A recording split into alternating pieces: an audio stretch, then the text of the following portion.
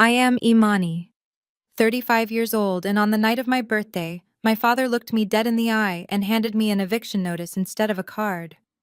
He told me I was a burden and needed to make room for my sister and her husband. What my family did not realize as they threw me out of the basement I had paid to renovate was that I am a forensic accountant who already had full access to their darkest financial secrets. Before I continue this story, let me know where you are watching from in the comments below. Hit like and subscribe if you have ever had to bankrupt your toxic family lies to buy back your own peace.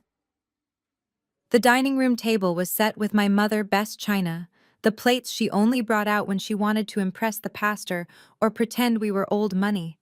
It was supposed to be a celebration. I had just turned 35, and despite working 60-hour weeks at a top-tier accounting firm downtown, I had rushed home to have dinner with my parents, Charles and Brenda. My younger sister Jasmine was there too, sitting next to her white husband Connor. Connor was wearing a blazer over a t-shirt, swirling his wine glass, and talking loudly about his latest cryptocurrency investments. I sat quietly eating the dry pot roast my mother had prepared, waiting for someone to acknowledge why we were gathered. There was no cake. There were no balloons. Finally, my father cleared his throat. He wiped his mouth with a linen napkin, reached into the inner pocket of his suit jacket, and slid a crisp white envelope across the mahogany wood. I smiled genuinely, thinking it was a birthday card. Perhaps a gift certificate to a spa, or even just a thoughtful handwritten note. I picked it up and broke the seal. Inside was a single sheet of paper. It was a formal typed 30-day notice to vacate the premises. I stared at the black ink, my brain struggling to process the legal jargon. I looked up at my father. His expression was completely blank, a mask of righteous authority. "You are a burden, Imani," my father said, his voice carrying the same booming cadence he used when he read scripture at Sunday service. "It is time you stop leeching off us. You are a grown woman living in your parents' basement. Connor and Jasmine need the suite for their new startup. They are building a real legacy and they need the space to operate." The silence in the room became incredibly heavy. I looked at Jasmine.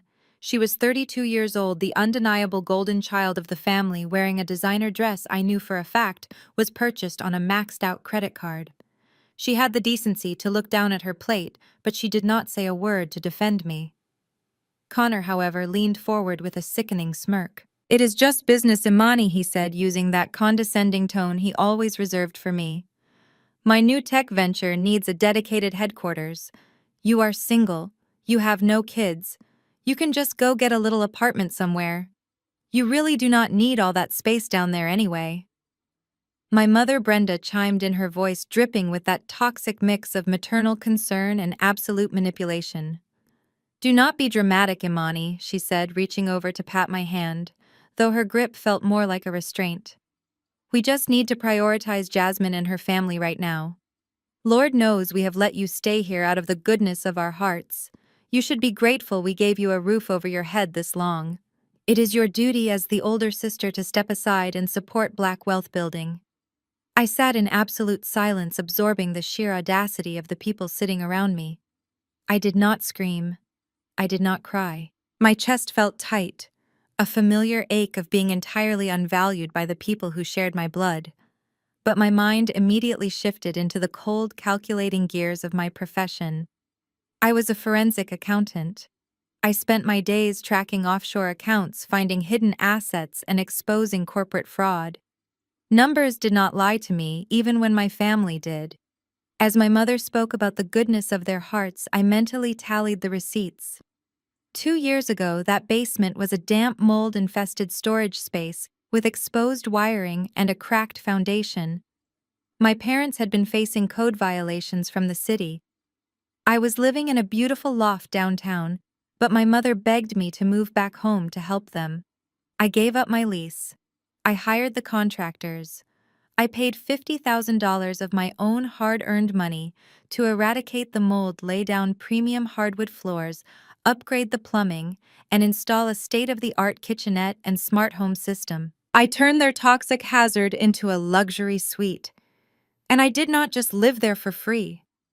Every single month on the first day of the month, I transferred $3,000 into my father's checking account. They called it rent, but I knew exactly what it was. I had seen their tax returns. I had seen their bank statements.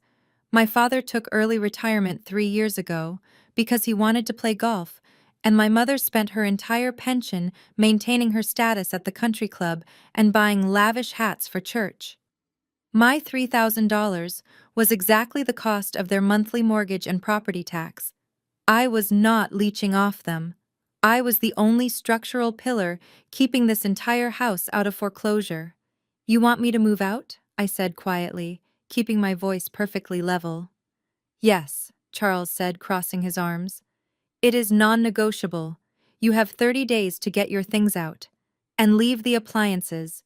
Those belong to the house." He was kicking me out on my birthday, seizing the $50,000 renovation I paid for, and handing it over to a white man who had not held a steady job in 2 years, all so Connor could pretend to be an entrepreneur. The absolute disrespect burned through my veins, but years of surviving their emotional abuse had taught me that reacting in anger only gave them the power to call me the angry, bitter black woman. I looked at Connor. His smug face was practically glowing with the thrill of displacing me. I looked at Jasmine, who was softly agreeing with my mother about how hard it was to raise a family in this economy. And finally, I looked at my parents, who were entirely willing to throw their eldest daughter to the wolves to maintain the illusion of their youngest daughter's perfect marriage. I took a slow, deliberate sip of my water. I set the crystal glass down gently on the table.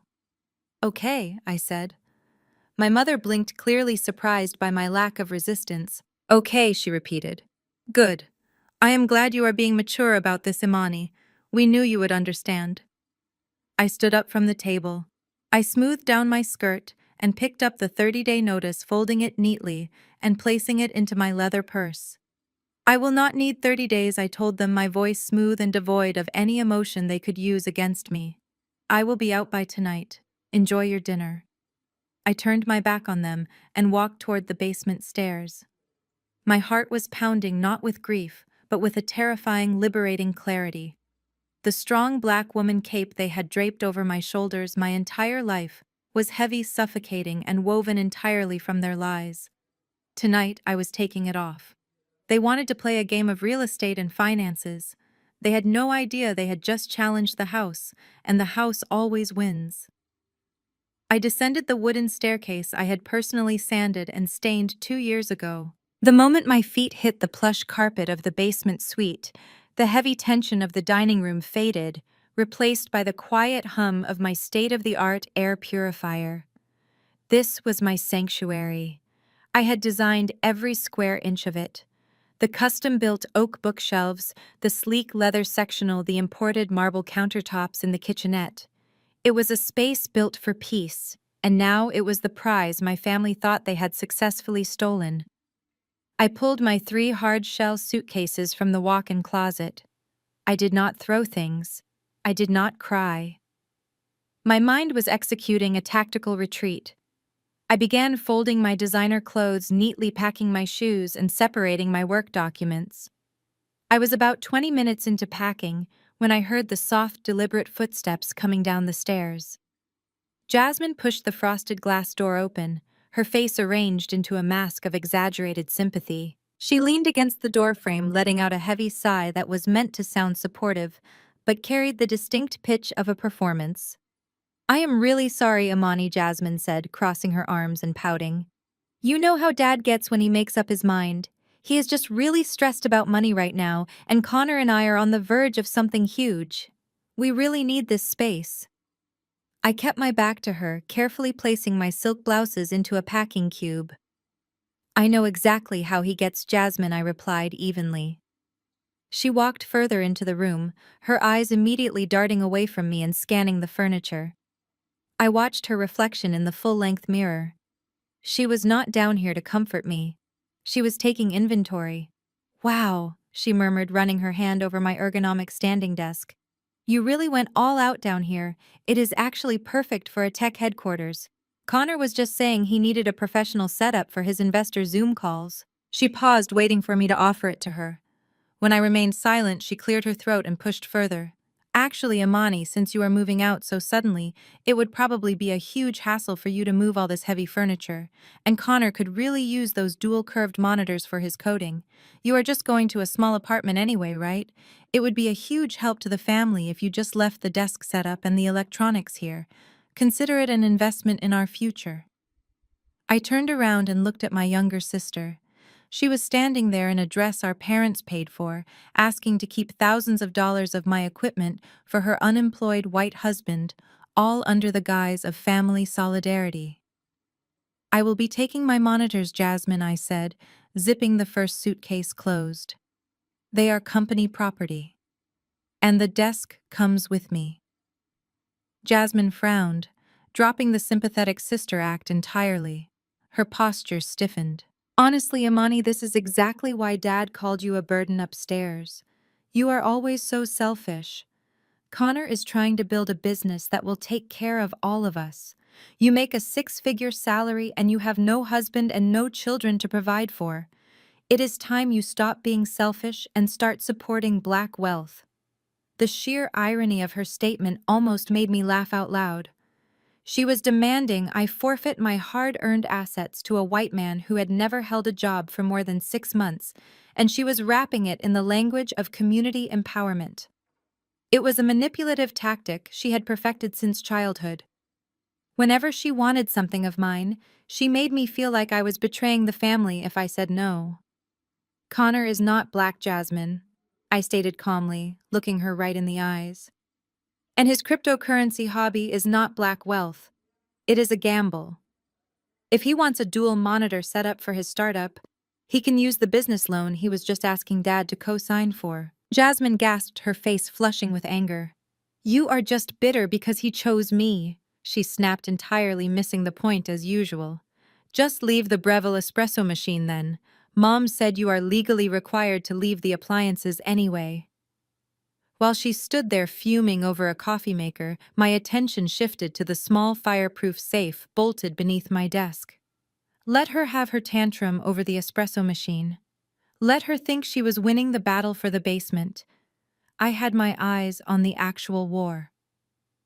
I knelt down and entered the biometric code on the safe. The heavy metal door clicked open. Inside were a few passports and legal documents, but the only thing that mattered was a sleek matte black external hard drive. It was roughly the size of a deck of cards, but the data it held was heavy enough to sink my entire family. As a forensic accountant, I never did anything without leaving an audit trail. When I started paying my parents' mortgage disguised as rent 2 years ago, I demanded read-only access to their primary bank accounts to ensure the money was actually going to the bank. They had agreed, desperate for the cash. They had forgotten to revoke that access. This encrypted drive contained every bank statement, every hidden credit card balance, and every bounced check my parents had generated over the last 36 months. More importantly, it contained the digital breadcrumbs of Connor's financial activities. I knew exactly where his supposed startup capital was going, and it was not to tech investments. I slipped the hard drive into the hidden velvet-lined compartment of my leather work briefcase and locked the brass clasps. I felt a surge of absolute control. They could have the basement. They could have the espresso machine.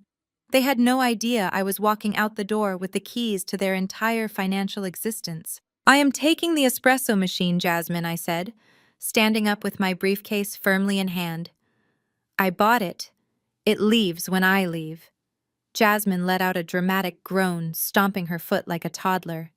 You are unbelievable, Imani. Dad is going to hear about this.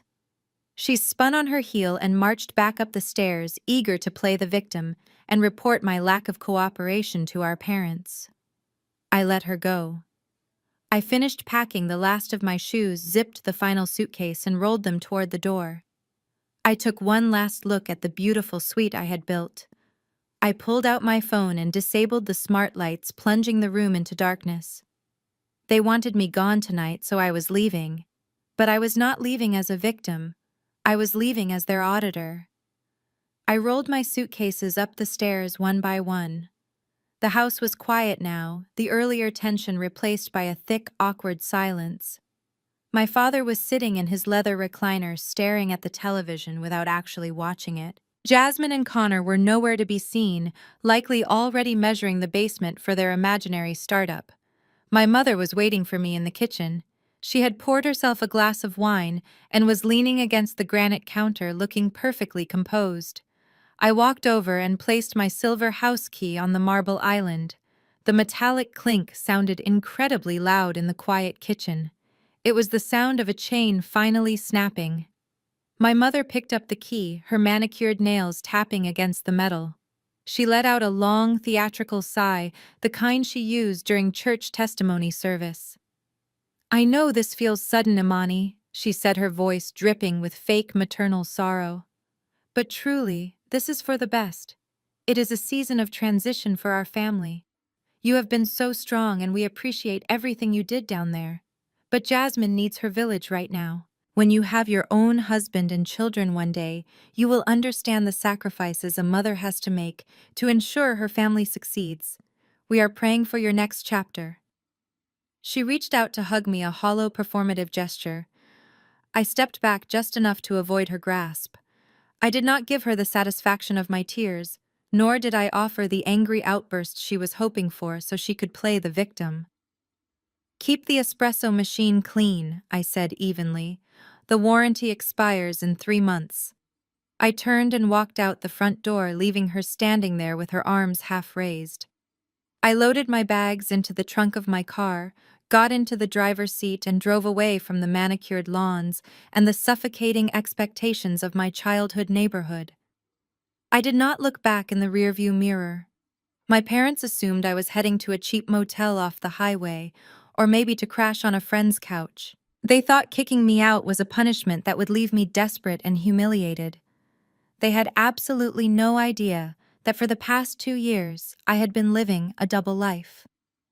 While they were busy funding Jasmine and Connor and draining their own retirement to keep up appearances, I had been quietly thriving. I am a senior forensic accountant. My bonuses alone were more than my father made in a year. 2 years ago, when I realized my parents would never see me as anything more than a financial safety net, I made a silent investment in my own future.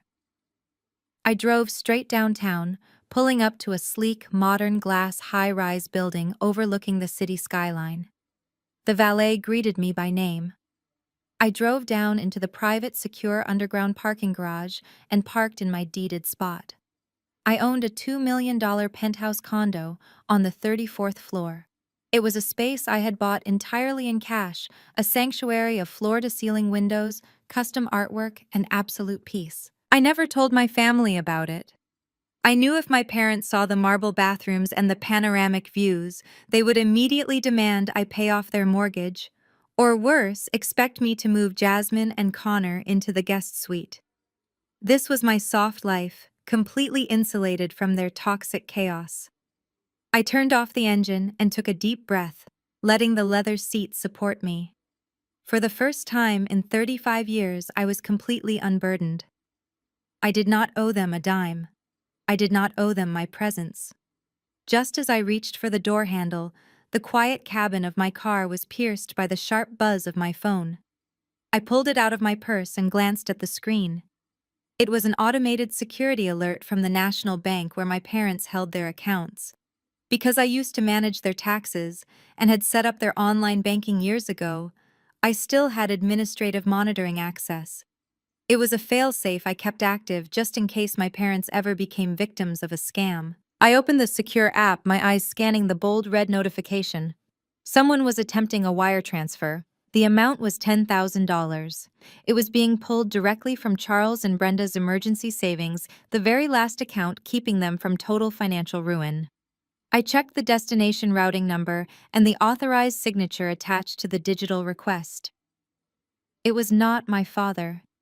The initiator was Connor, my white, unemployed brother-in-law who had just spent the evening gloating about my eviction, was actively draining my parents' life savings while they were upstairs celebrating my departure. A slow, cold smile spread across my face. My family thought they had won the war by taking my basement. They did not realize they had just handed the keys to their entire financial survival over to a thief, while the only accountant who could save them was sitting in a penthouse watching the entire ship go down. A full 7 days passed. There were no apologies from my parents. There were no text messages asking if I had found a safe place to sleep or if I had enough money to eat. Just absolute profound silence from the people who shared my blood. For the first 35 years of my life, that kind of rejection would have sent me into a spiral of anxiety, desperately trying to figure out how to win their love back. But sitting in my penthouse looking out over the city skyline, I realized their silence was not a punishment. It was a vacation. I spent the week leaning completely into my soft life. I woke up to the natural light filtering through my floor-to-ceiling windows. I made myself gourmet breakfasts, using the espresso machine Jasmine had tried to steal. I worked remotely from my marble kitchen island, closing massive audit files for my corporate clients while wearing silk pajamas. For the first time, my energy belonged entirely to me. I was not managing my parents' financial anxieties, and I was not shielding my sister from the consequences of her choices. It was a Tuesday afternoon when the peace was finally broken. My phone screen lit up, vibrating against the marble countertop. The caller ID displayed Jasmine's name. I let it ring 3 times before I answered, pressing the phone to my ear without saying a word. Imani finally. Jasmine sighed into the receiver. She did not say hello. She did not ask how I was doing after being evicted on my birthday. Her voice carried the sharp, impatient tone of someone who was accustomed to being accommodated immediately. Listen, I need the master admin password for the basement smart home hub. Connor is trying to host a virtual pitch meeting with some major investors, and it is freezing down here. You locked the thermostat at 65 degrees before you left, and the security cameras keep beeping because they are trying to connect to your phone. The sheer, unadulterated audacity of her request left me momentarily speechless. She had stood by while our parents threw me out of the home I was paying for, demanded I leave my expensive electronics behind for her unemployed husband, and was now casually calling to ask for IT support. I took a slow sip of my sparkling water. Jasmine, I said, my voice perfectly level. The smart home system is registered under my personal email and tied to my private network. I am not giving you the admin password. I heard a sharp intake of breath on the other end of the line. Imani, do not do this right now. We do not have time for your petty games.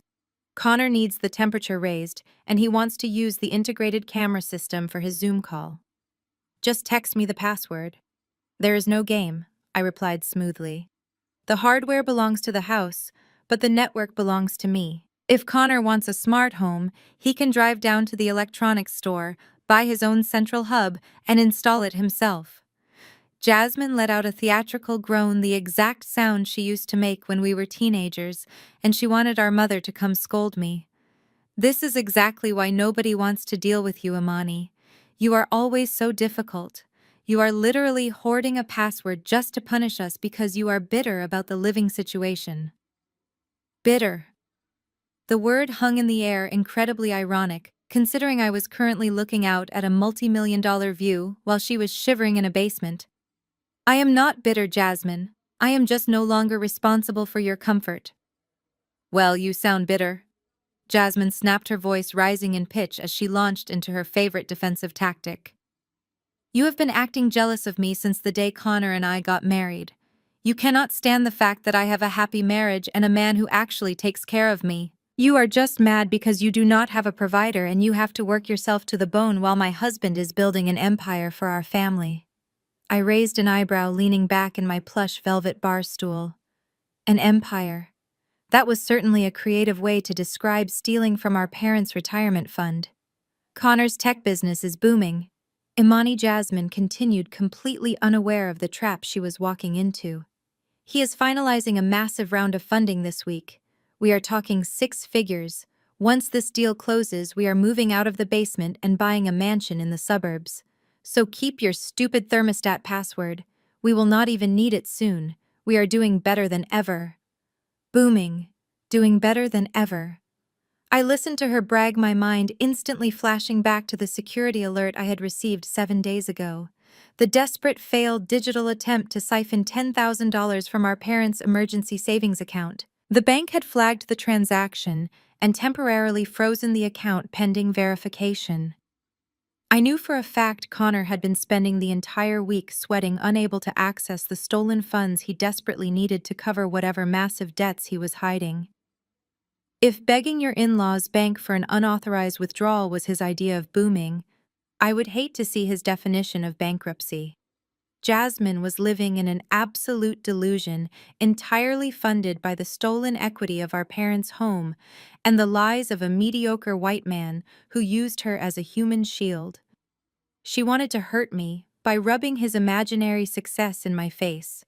She wanted to trigger the angry black woman reaction so she could hang up and tell Connor how unhinged I was. Instead, I gave her nothing but cold corporate efficiency. I am really glad to hear business is booming, Jasmine, I said, my tone dripping with absolute calm. Since Connor is closing such massive deals this week, he will not mind that I am remotely initiating a factory reset on the basement hub right now. The thermostat will revert to manual control. The cameras will shut down. You will have to walk over to the wall and flip the switches yourselves like everyone else. Wait, what? No, Imani. Do not you dare shut it down. Jasmine panicked, the arrogant tone instantly vanishing. Have a great pitch meeting, I said. I pulled the phone away from my ear, opened the smart home app on my tablet and tapped the red icon to factory wipe the system. I heard Jasmine screaming my name through the phone speaker just before I pressed end call. I blocked her number immediately.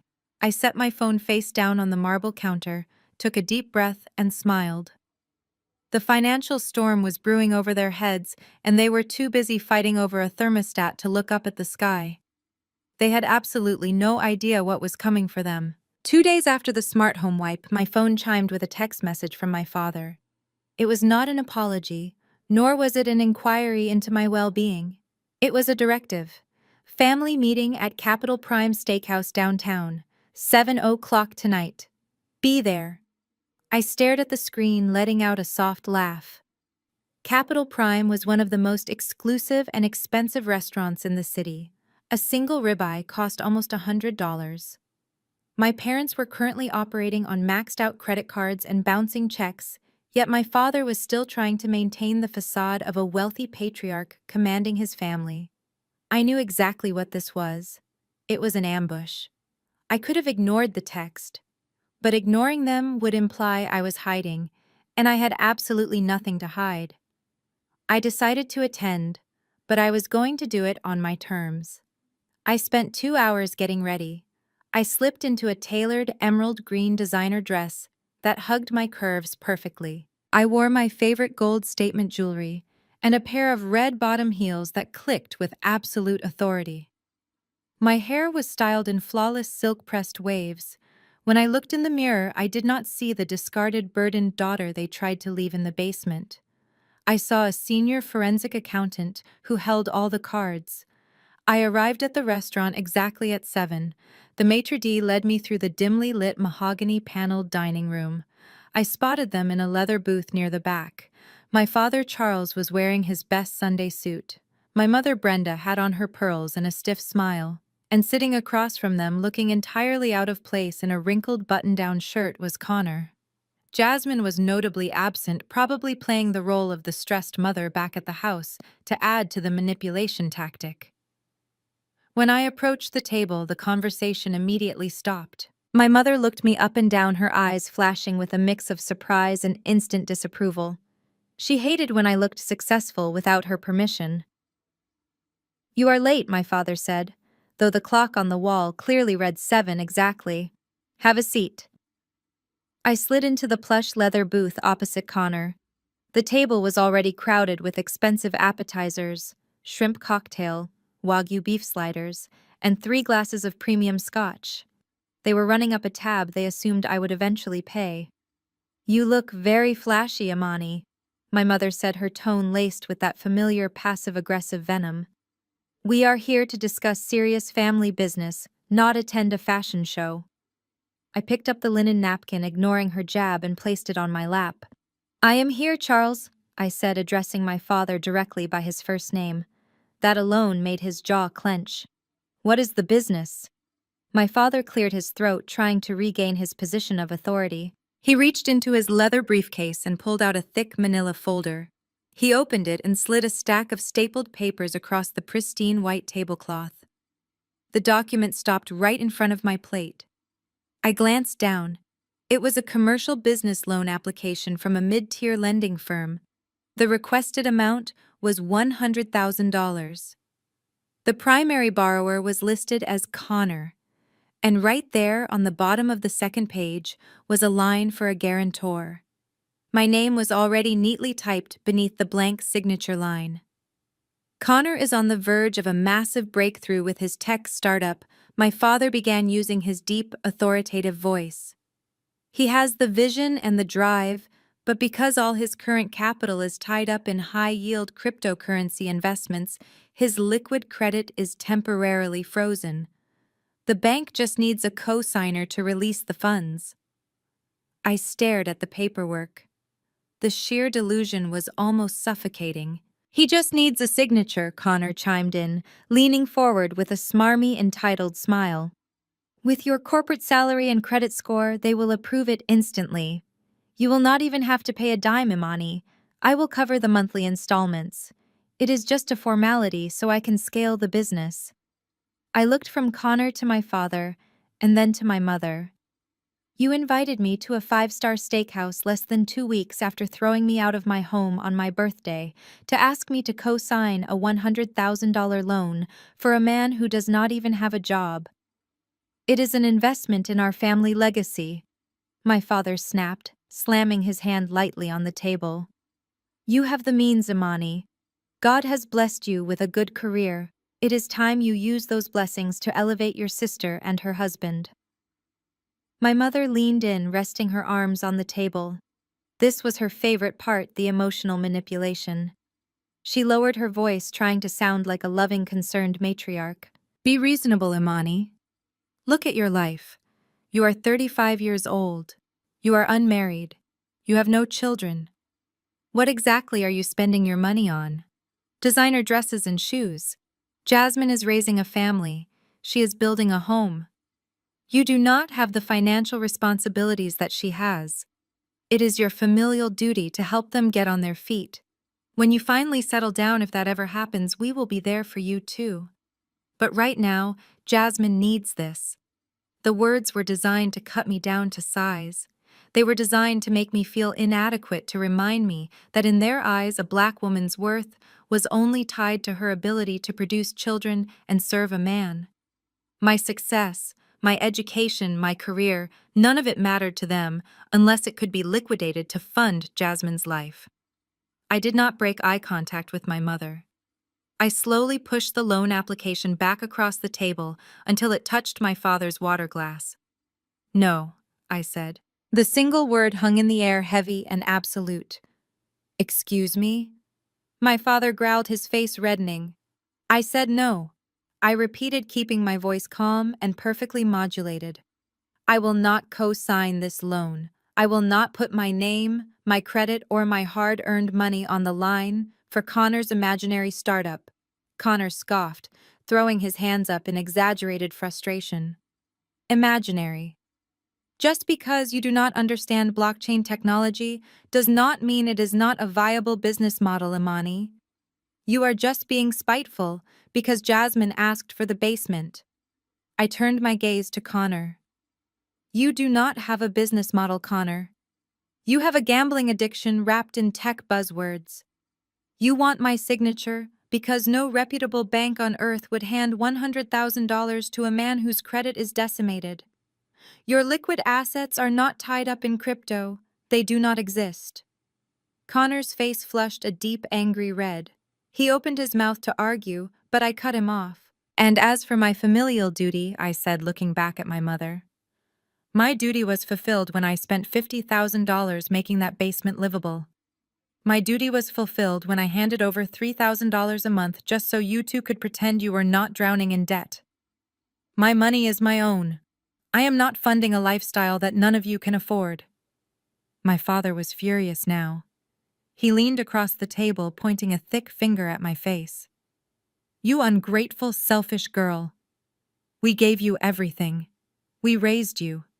If you do not pick up that pen and sign this document, you are going to regret it. You are going to walk out of here with no family left." I looked at the pen resting on top of the folder. They really thought fear would work. They thought the threat of being cast out of this toxic circle would break me. They had no idea I had already closed the door behind me, and I was holding the only key. I watched the vein in my father's forehead pulse. He leaned across the table, his face twisted in a mask of absolute fury. The mahogany walls of the expensive steakhouse seemed to absorb the heavy silence that fell over our booth.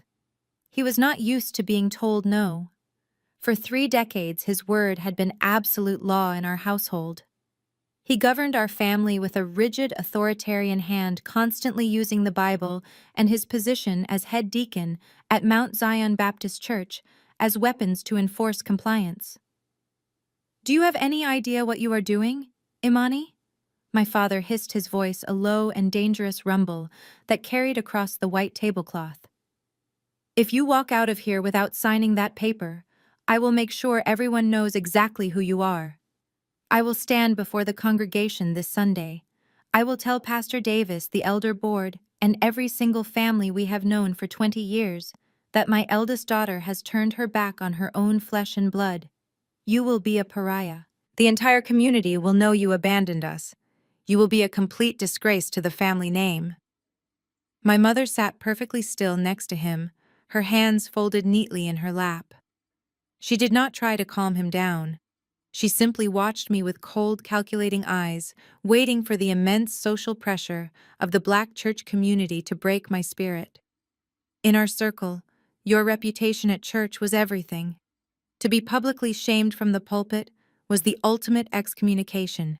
They truly believed that the threat of losing my community would force me to pick up the pen and sign away $100,000.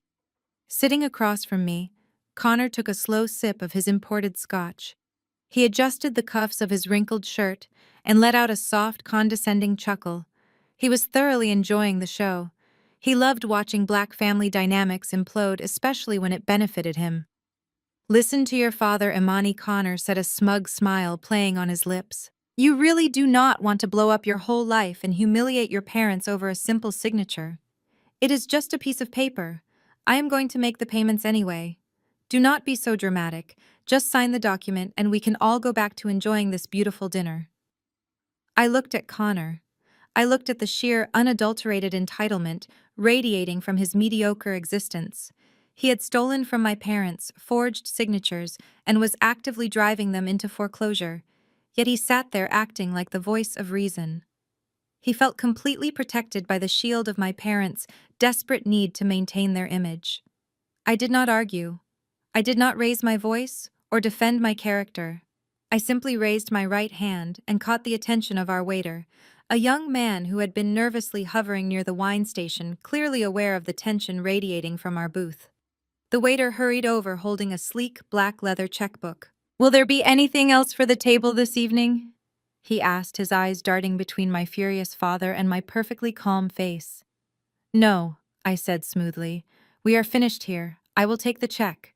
My father scoffed, leaning back against the leather booth. "Go ahead and let her pay for it," he told my mother, crossing his arms over his chest. "If she is going to act like she is too good to help her own family, she can foot the bill for wasting our time." The waiter placed the black leather booklet on the table in front of me. I opened it. The total was over $800. They had ordered Wagyu beef sliders, massive ribeye steaks, truffle macaroni and cheese, and multiple rounds of top-shelf liquor. They had ordered like royalty, assuming they could either guilt me into paying or add it to their mountain of hidden, suffocating credit card debt. I reached into my designer purse and pulled out my wallet. I did not pull out a standard bank card. I did not pull out the corporate credit card my parents assumed I relied on. I reached into the back slot and pulled out my American Express Centurion card. It was heavy. It was made of solid, anodized titanium. It was not a card you could just apply for. It was an invitation-only card reserved exclusively for individuals who spent and paid off hundreds of thousands of dollars a year. It was the ultimate, undeniable proof of massive liquid wealth. I dropped the heavy black metal card onto the silver tray. It landed with a loud, sharp clink that echoed over the soft jazz music playing in the background. The sound made Connor look down. His eyes landed on the card, and his entire demeanor shifted instantly. The smug smile vanished from his face. As someone who spent all day pretending to be a wealthy crypto investor, Connor knew exactly what a Centurion card was. He knew the initiation fee alone was $10,000. He knew the annual spending requirements. He knew that holding that card meant I possessed a level of financial power he could not even begin to comprehend. Is that Connor started to speak? His voice suddenly tight and breathless. His face turned completely pale as he stared at the black titanium rectangle resting on the tray. I did not look at him. I handed the tray to the waiter. "Put the entire balance on this," I instructed. "And please add a 30% gratuity for yourself. Thank you for your excellent service tonight." The waiter nodded respectfully and hurried away to process the transaction. My mother frowned, confused by Connor's sudden panic. "What is the matter, Connor?" she asked, looking back and forth between him and the spot where the card had just been. Connor could not even formulate a sentence. He just kept staring at me, his eyes wide with a mixture of shock and sudden terrifying realization. He was finally understanding that the woman he had just told to go rent a little apartment was standing on an absolute mountain of wealth. He was realizing that I did not refuse to co-sign his loan because I was petty. I refused because I was completely out of his league. I picked up the manila folder containing the loan application. I calmly tore the document exactly in half, right down the middle, and placed the torn pieces on top of Connor's empty dinner plate. My father was gripping the edge of the table, his knuckles turning white. "You think you are so smart, Amani?" He seethed, completely unaware of the financial revelation that had just paralyzed his son-in-law. "You think money makes you better than us. I will destroy your reputation. I will make sure the whole church knows what a selfish, heartless daughter you are." The waiter returned a moment later, handing me the receipt to sign. I uncapped my pen, left a generous tip, and signed my name with smooth, elegant strokes. I placed the titanium card back into my wallet and picked up my purse. I slid out of the booth and stood up to my full height. I smoothed down the fabric of my emerald dress, looking down at the three of them. They looked incredibly small sitting there in the dim lighting of the restaurant. The illusion of their power over me was completely broken. I looked directly into my father's angry eyes. "Go ahead and tell Pastor Davis whatever you want," I said, my voice ringing with absolute, unshakable confidence. "Stand at the pulpit and cry. Tell the entire congregation I am a disgrace. Tell them I walked away. Just make sure you can afford to pay your tithes when the collection plate comes around." I turned on my heel and walked away. The sharp, authoritative click of my red-bottom heels echoed through the dining room as I made my way toward the exit. I did not look back. I stepped out into the cool evening air, handed my valet ticket to the attendant, and waited for my luxury car to be brought around. I had just declared war on their entire reality. And the best part was, I had the receipts to burn their fake empire to the ground. The drive back to my penthouse was incredibly peaceful. The city lights blurred past my windows, a stark contrast to the suffocating tension I had just left behind in that mahogany-paneled steakhouse. I handed my keys to the overnight valet attendant, rode the private elevator up to the 34th floor, and stepped into the quiet sanctuary of my home. I did not feel guilty. I did not feel sad.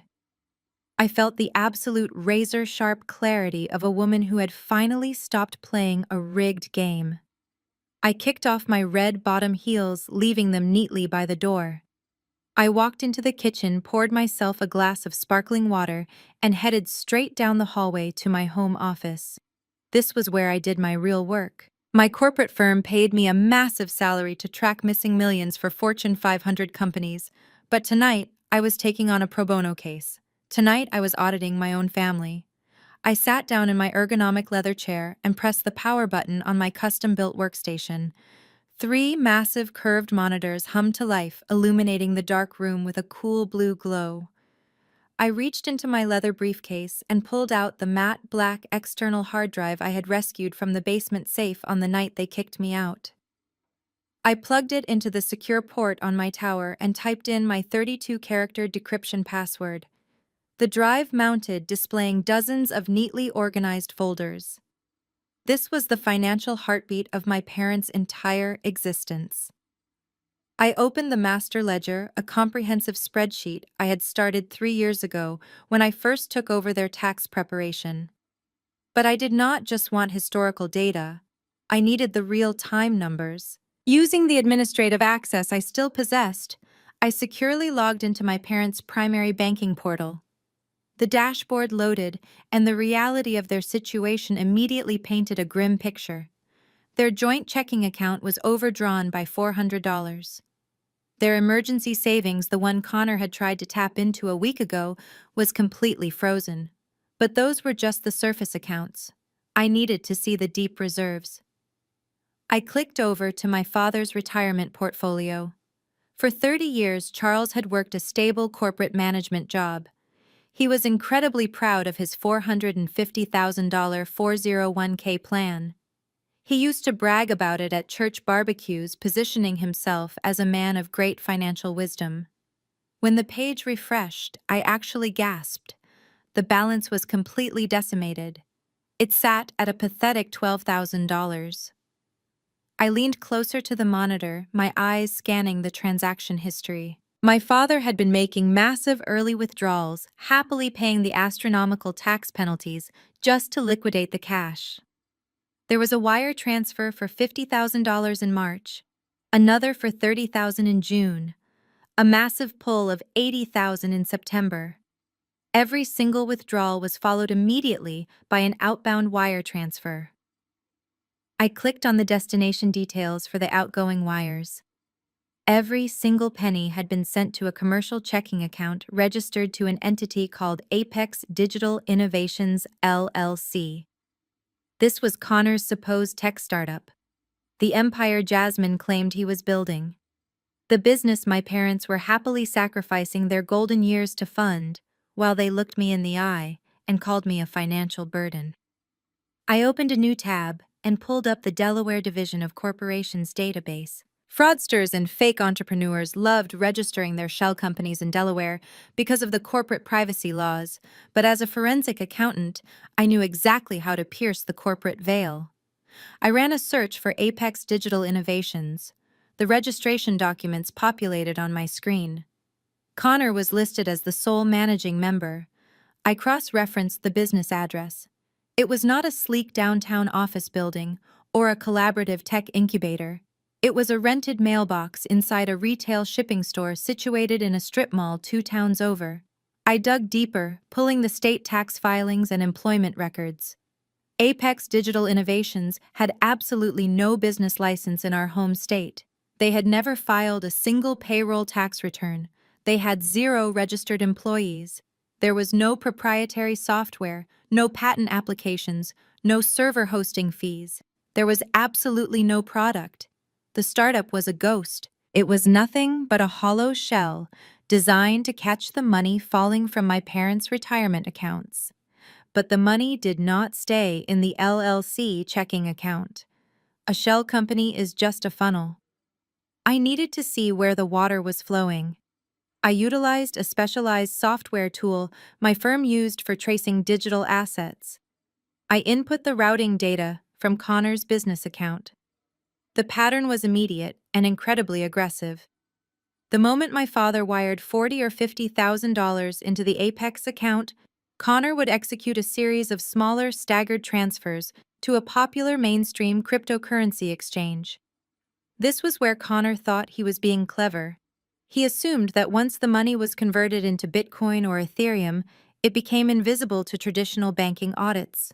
He probably told my father that crypto was the future of tech investing, baffling an older black man with buzzwords like blockchain and decentralized finance until my father handed over his life savings just to feel like he was part of the wealthy elite. But the blockchain is a public ledger. It is the exact opposite of invisible if you know how to read it. I extracted the wallet addresses associated with Connor's exchange account and ran them through my tracing program. The digital coins did not sit in an investment portfolio gaining value. They did not fund a tech platform. They were immediately pushed out of the exchange and bounced through a series of digital tumblers, a weak attempt to wash the money and hide the final destination. I followed the digital trail right across international borders. The receiving wallets were massive high-volume accounts, hosted on servers in Costa Rica, Curaçao, and Malta. I stared at the IP addresses, a cold, hard knot forming in my stomach. I knew exactly what those servers were. They were offshore, unregulated sportsbooks and high-stakes online casinos. Connor was not an entrepreneur. He was not a tech visionary. He was a catastrophic gambling addict. I remembered all the Sunday afternoons Charles would stand at the front of the church sanctuary, holding his Bible, lecturing the young men in the congregation about the importance of financial stewardship. He preached about building a solid foundation, about avoiding the traps of quick money. Yet behind closed doors, his own internalized prejudices and desperate need to be adjacent to what he perceived as white success had blinded him completely. He allowed Connor to bypass every single boundary he would have strictly enforced on anyone else. He gave Connor a level of blind trust he had never, not even for a single second, extended to me. I watched the transaction logs scroll down my screen. It was a digital hemorrhage. It was not just the big transfers either. I found dozens of smaller sporadic charges on my parents' remaining credit cards. Cash advances taken out at 2 in the morning. International transaction fees linked to online gaming portals. Connor had bled them out slowly at first, and then when the addiction took complete control, he had taken a machete to their life savings. He was taking the generational wealth my parents had worked 3 decades to build, converting it to digital currency, and blowing it on offshore blackjack hands and international sports parlays. He had lost hundreds of thousands of dollars in a matter of months. The sheer magnitude of the betrayal washed over me. My parents had looked at me, their educated, successful, hard-working black daughter, and saw nothing but a resource to be exploited and discarded. They had kicked me out of the home I was paying for, completely convinced that their white son-in-law was going to elevate their social status. They had bought into his confident, mediocre charm so completely that they handed him the keys to their entire financial future without ever asking to see a single spreadsheet or business plan. And Jasmine. Jasmine stood in my basement demanding I leave my expensive computer monitors behind so her husband could build black wealth. She was either the most gullible woman on the planet, or she was entirely complicit in the destruction of our parents' lives. I sat back in my chair, the blue light of the monitors reflecting off my face. The pieces of the puzzle had completely locked together. Connor was desperate for that $100,000 business loan at the steakhouse because he had completely tapped my parents dry and he owed money to people who did not care about his excuses. He needed my pristine credit score to fund his next desperate bet to win it all back. My parents were completely broke. Their retirement was gone. Their savings were frozen. The only thing they had left to their name was the equity sitting in the house they had just kicked me out of. My eyes narrowed. The house. If Connor was willing to drain their retirement accounts and attempt unauthorized wire transfers from their emergency fund, there was absolutely no way he had left the equity in that house untouched. A gambler that deep in the hole always goes for the biggest pile of cash available. I leaned forward, my fingers flying across the mechanical keyboard. I needed to look at the county property records. I needed to see exactly what Connor had done to the deed of my childhood home. I opened a new secure browser window and navigated to the Municipal Property Records portal. My fingers flew across the keyboard, entering the parcel identification number for my childhood home. The search wheel spun for a few seconds before generating a chronological list of every legal document attached to the property. I scrolled past the original warranty deed from the late 90s and the standard refinancing documents from a decade ago. Everything looked perfectly normal until my eyes hit a newly registered filing dated exactly 14 months ago. It was a deed of trust securing a massive promissory note, a second mortgage. My heart rate remained steady, but my eyes narrowed as I clicked to open the digitized public document. When the PDF loaded, I scanned the terms and the lender information. It was not a traditional bank or a reputable credit union. The lien holder was a company called Apex Alternative Lending, a notorious hard money private equity firm known for issuing high-interest predatory loans to desperate borrowers who could not qualify for standard financing. The loan amount was $250,000. My father was a proud, image-obsessed man. He would never walk into a predatory lending office and subject himself to double-digit interest rates. It went against everything he preached. I scrolled down to the final page of the document to inspect the authorization. There on the bottom line was my father's name. But the moment I looked at the digital scan of the ink, I knew immediately it was a fraud. As a forensic accountant who had prepared Charles and Brenda's taxes for years, I knew my father's signature better than I knew my own. Charles signed his name with a sharp, aggressive slant, heavily pressing the pen into the paper on the first letter of his last name. The signature on this mortgage document was rounded, hesitant, and entirely too neat. It looked like someone had traced it off an old utility bill. It was Connor. Connor had forged my father's signature to take out $250,000 in equity against my parents' house, funneling the money directly into his offshore gambling accounts. He likely used Jasmine to intercept the mailed documents or secretly accessed my father's digital identity to bypass the verification protocols. But the nightmare did not stop at the forgery. I refreshed the county clerk dashboard and checked the current status of the lien. A bright red flag populated on the screen. A notice of default had been officially recorded against the property 3 days ago.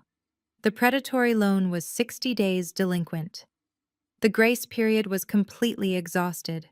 Connor had stopped making the monthly payments because he had gambled away all the stolen capital and drained the rest of my parents' liquid cash. The private lending firm was officially initiating pre-foreclosure proceedings. My parents were sleeping in their custom king-sized bed, completely unaware that their house was literally weeks away from being auctioned off on the courthouse steps. I sat back in my chair, the sheer magnitude of the financial destruction washing over me. Connor had not just stolen their money, he had stolen the roof over their heads. Suddenly, the quiet hum of my office was shattered by the aggressive, rapid-fire buzzing of my phone. I picked it up from the desk. My screen was entirely filled with incoming text messages, but they were not from my parents. They were from my extended family. The flying monkeys had officially been deployed. I opened the first message. It was from my Aunt Patricia, my mother's oldest sister, a woman who treated church gossip like an Olympic sport. "I cannot believe you, Imani," her text read. "Your mother is inconsolable. After everything they did for you, letting you live in their house as a grown woman, you steal from them. You need to return that money immediately and beg God for forgiveness." I frowned, swiping back to the main screen. There were messages from my Uncle Vernon, 2 of my older cousins, and even a distant godmother. They all echoed the exact same vitriol. "You are dead to this family," Uncle Vernon wrote, "biting the hand that feeds you. Do not ever show your face at the family reunion again." I took a deep breath, piecing together exactly what had happened while I was driving home from the steakhouse. My mother had gone into full damage control. When I threw down my titanium black card and refused to fund Connor's imaginary startup, Brenda realized she could no longer control me. In a narcissistic family dynamic, when they can no longer control you, they immediately pivot to controlling how other people see you. Brenda had picked up her phone the moment I walked out of the restaurant and initiated a massive smear campaign. But she could not tell the family that I refused to co-sign a loan, because that would expose the fact that Connor was broke. She needed a narrative that made me the villain and protected the golden child's husband. So she lied. She told the entire extended family that the reason they kicked me out of the basement was because they caught me stealing. She completely twisted the reality of the $10,000 wire transfer that the bank had frozen. She told everyone that I had hacked into their emergency savings, tried to steal $10,000, and ran away to live a flashy, sinful lifestyle downtown. She turned me into a thief to cover for the actual criminals sitting at her dinner table. My phone buzzed again. Another cousin telling me I was a disgrace to black women everywhere. For a brief fleeting second, the old version of me wanted to react. The daughter who spent 35 years begging for scraps of validation wanted to take screenshots of the offshore gambling accounts, the forged mortgage, and the zero-balance retirement funds. I wanted to blast them all into the family group chat and scream my innocence. But I looked at the forensic evidence shining on my monitors, and that desperate urge vanished instantly. You cannot outcommunicate a committed misunderstanding. My extended family did not want the truth. They wanted a scapegoat. They wanted to believe I was the problem, because it was easier than confronting the reality that the picture-perfect patriarch and matriarch of our family were entirely hollow. I did not reply to a single text message. I opened my phone settings and systematically blocked Aunt Patricia, Uncle Vernon, my cousins, and every other relative who had sent a message. I silenced the noise. Exposing Connor to the family group chat would just create a messy, emotional argument. My parents would instantly go into denial. Brenda would claim I fabricated the banking documents out of spite. Charles would refuse to believe a white man had outsmarted him. They would protect Connor to protect their own pride. I did not need to win an argument in a text thread. I needed to own the entire board. I turned my attention back to the massive monitor displaying the notice of default from Apex Alternative Lending. The predatory firm was demanding immediate payment in full to halt the foreclosure. They did not care who paid the debt, they only cared about recovering their capital. A slow, terrifyingly calm smile spread across my face. Connor thought he was playing Monopoly with my parents' lives. He thought he could leverage their house, lose the money, and face zero consequences because Charles and Brenda would always cover for him. But the bank was calling the loan, and I had more liquid capital than the bank. I opened a secure encrypted email portal and began drafting a message to my corporate attorney. I was not going to tell my parents they were losing their house. I was going to buy the debt myself. I typed out a secure email to my corporate attorney, Julian. He was a brilliant, ruthless bulldog of a lawyer who handled my real estate portfolio and private contracts. I did not give him the emotional backstory. I gave him a directive. I told him I needed to immediately register an anonymous shell company in Delaware, and I needed him to broker the purchase of a distressed second mortgage from a predatory lending firm called Apex Alternative Lending. Julian called me less than 10 minutes after I hit send. Imani, he said, his voice completely professional, but laced with mild curiosity. I see the property address. Is this not your parents' residence? Yes, I replied, staring at the digital notice of default on my monitor. The note is 60 days delinquent.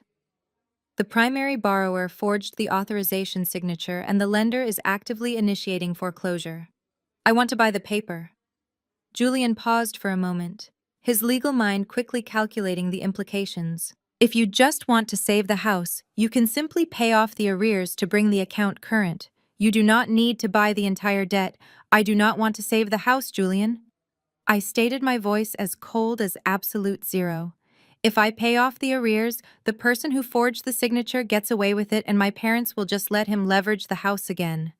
I want to own the debt. I want to become the primary lien holder. I heard the subtle click of Julian typing on his keyboard. Understood, he said. A hostile takeover of the family estate. I will have the LLC registered by tomorrow morning. We will call it Obsidian Equity Partners. I will contact Apex Alternative Lending immediately after.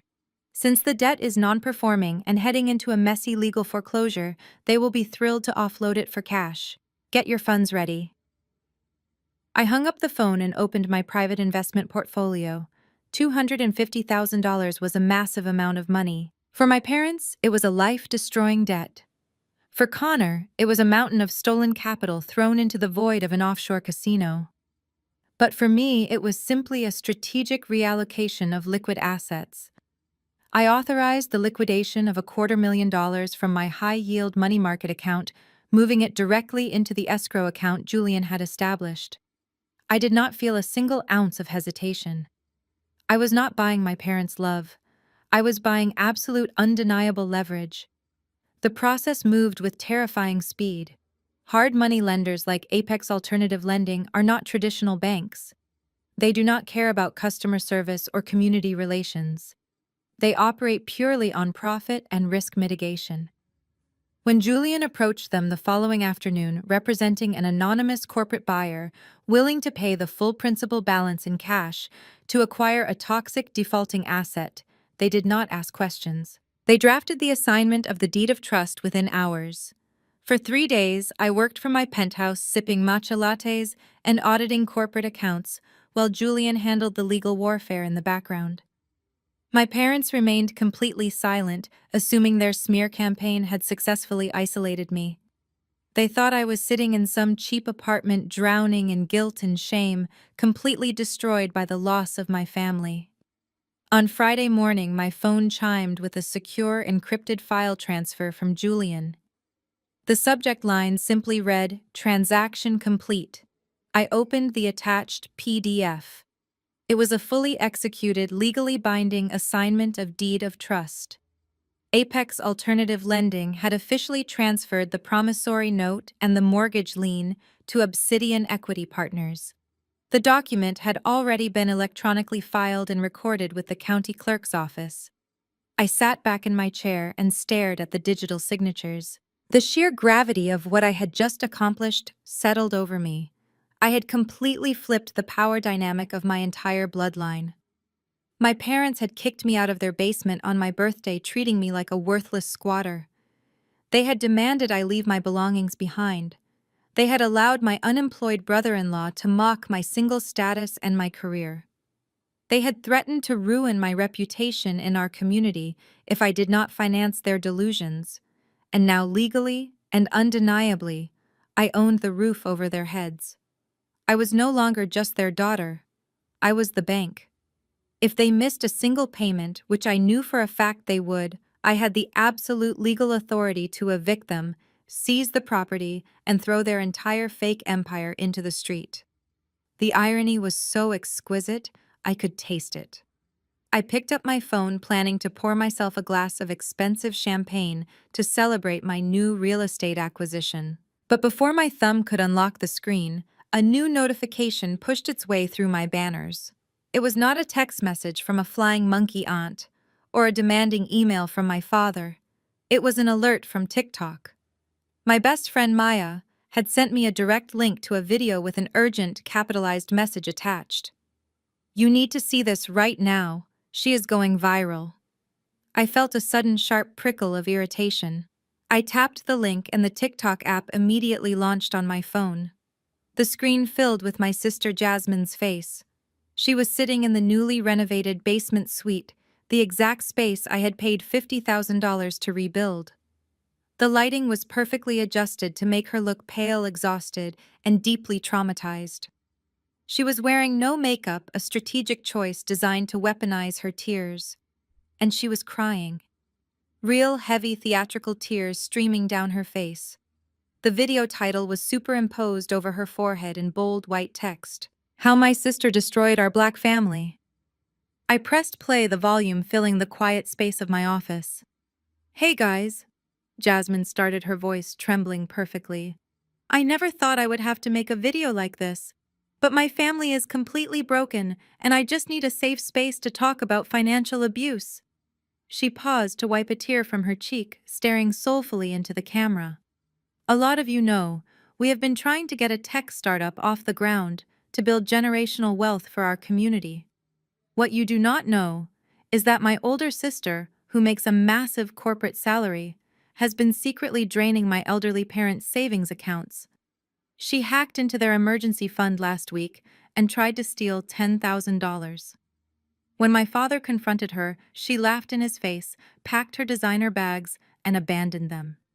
My jaw locked tightly as I watched her spin an absolute pure fiction. She was taking every single crime Connor had committed and neatly pinning it onto my chest. Now my parents are struggling to buy groceries. Jasmine sobbed, looking incredibly tragic.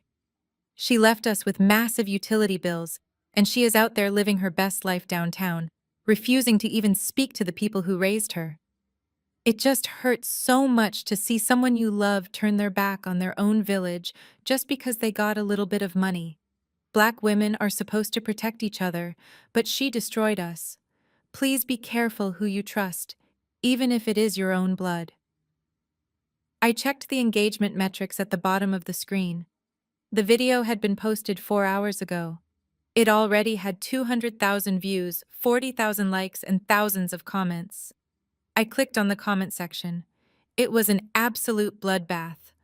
Thousands of strangers were tearing me apart. People were calling me a narcissist. They were calling me a disgrace to the culture. Some were tagging my corporate accounting firm, demanding that I be investigated for elder abuse and fired from my job.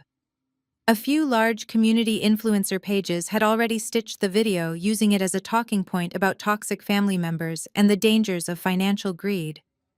Jasmine had pinned a comment to the top of the thread. It was a link to a GoFundMe page. The campaign title read, "Help Save Charles and Brenda's Home from Foreclosure." The fundraising goal was $100,000. I stared at the screen, the audacity of her scheme completely washing away any lingering sense of familial obligation I might have subconsciously held on to. Jasmine and Connor knew they could not get the loan from me at the steakhouse. They knew my parents were entirely tapped out, so they decided to weaponize the internet. They used my mother's lie to cast me as the villain, turning my parents into sympathetic victims, all to scam thousands of innocent strangers out of their hard-earned money to fund Connor's gambling addiction. They thought they had trapped me. They thought that by turning the court of public opinion against me, I would be forced into hiding, too humiliated to defend myself. They expected me to panic, to delete my social media, to beg them to take the video down. I locked my phone screen and set it gently on my desk. I did not panic. I did not cry. I looked up at the digital assignment of deed of trust still glowing on my monitor. Jasmine wanted an audience. She wanted the entire world to know about our family finances. She wanted to play the victim on a public stage. I picked up my tablet and opened my calendar. I had a week to prepare for the ultimate performance. If they wanted to make this public, I was going to give them a show they would never, ever forget. Monday morning arrived with the kind of crisp, unforgiving sunlight that exposed every flaw in the city. I dressed in a tailored charcoal gray power suit, secured my hair in a sleek, low bun, and grabbed my leather briefcase. Jasmine's video had been circulating for 72 hours. It had crossed the boundaries of local family gossip and breached the algorithms of our entire metropolitan area. I knew exactly what was waiting for me when I stepped off the private elevator into the glass-enclosed lobby of my accounting firm. The silence that greeted me was deafening. Usually the reception area hummed with morning greetings and the clatter of espresso cups.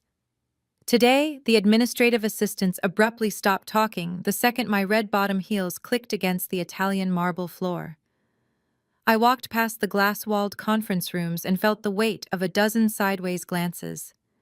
As a senior forensic accountant, my entire career was built on impeccable integrity. I was the person corporations hired to find stolen money and testify in federal court. Jasmine knew exactly what she was doing when she accused me of financial elder abuse. She was not just trying to embarrass me, she was trying to destroy my livelihood. I walked into my corner office and shut the heavy oak door. My desk phone was already blinking with a voicemails indicator. Before I even sat down, my direct line rang. It was David, the managing partner of the firm. He asked me to step into his office. I did not sweat. I did not panic. I walked down the hall with my head held high, carrying a single manila folder. When I sat across from David, he looked uncomfortable, his hands clasped over his mahogany desk. Imani, he started carefully, his eyes darting to his computer screen where I could see the faint outline of the TikTok interface. It has come to the attention of the Human Resources Department that there is a viral video circulating on social media making some very severe allegations regarding your personal financial conduct. We do not normally get involved in family disputes, but given the nature of our work, the optics of this are incredibly concerning. I smiled calmly and slid the manila folder across his desk. I anticipated this conversation, David, I said, keeping my voice perfectly steady. Inside that folder, you will find a certified letter from my private attorney, Julian. It contains a sworn affidavit and preliminary documentation proving that the claims made in that video are completely fabricated. In fact, I have recently had to initiate legal proceedings to protect my parents' assets from the very people who made that video. I am the victim of a targeted defamation campaign, and my legal counsel is handling it aggressively. David opened the folder, scanned the legal jargon, and visibly relaxed. A heavy sigh escaped his chest. He was a man who understood liability, and Julian's letterhead carried a terrifying amount of weight in this city. I apologize, Imani, David said, closing the folder. You know we have to protect the firm. But as long as your lawyer is handling it, your position here is completely secure. Let me know if you need any corporate legal resources to shut this down. I thanked him, walked back to my office, and locked my door. My job was safe. Jasmine's attempt to ruin my career had failed in less than 5 minutes because I operated with receipts, not emotions. But the battle outside these corporate walls was a completely different story. I sat at my desk and opened the GoFundMe link Jasmine had pinned to her viral video. The campaign had exploded over the weekend. The tracker bar was a bright, sickening green, creeping steadily toward the $100,000 goal. They had already raised over $45,000 in 3 days. I scrolled down to read the donor list and my stomach physically turned. These were not just anonymous internet strangers throwing away $5. These were people from my community. I saw a $50 donation from Miss Helen, the elderly usher at our church, who lived on a fixed income. I saw $200 from my old high school track coach. I saw donations from local Black-owned businesses, women empowerment groups, and former neighbors.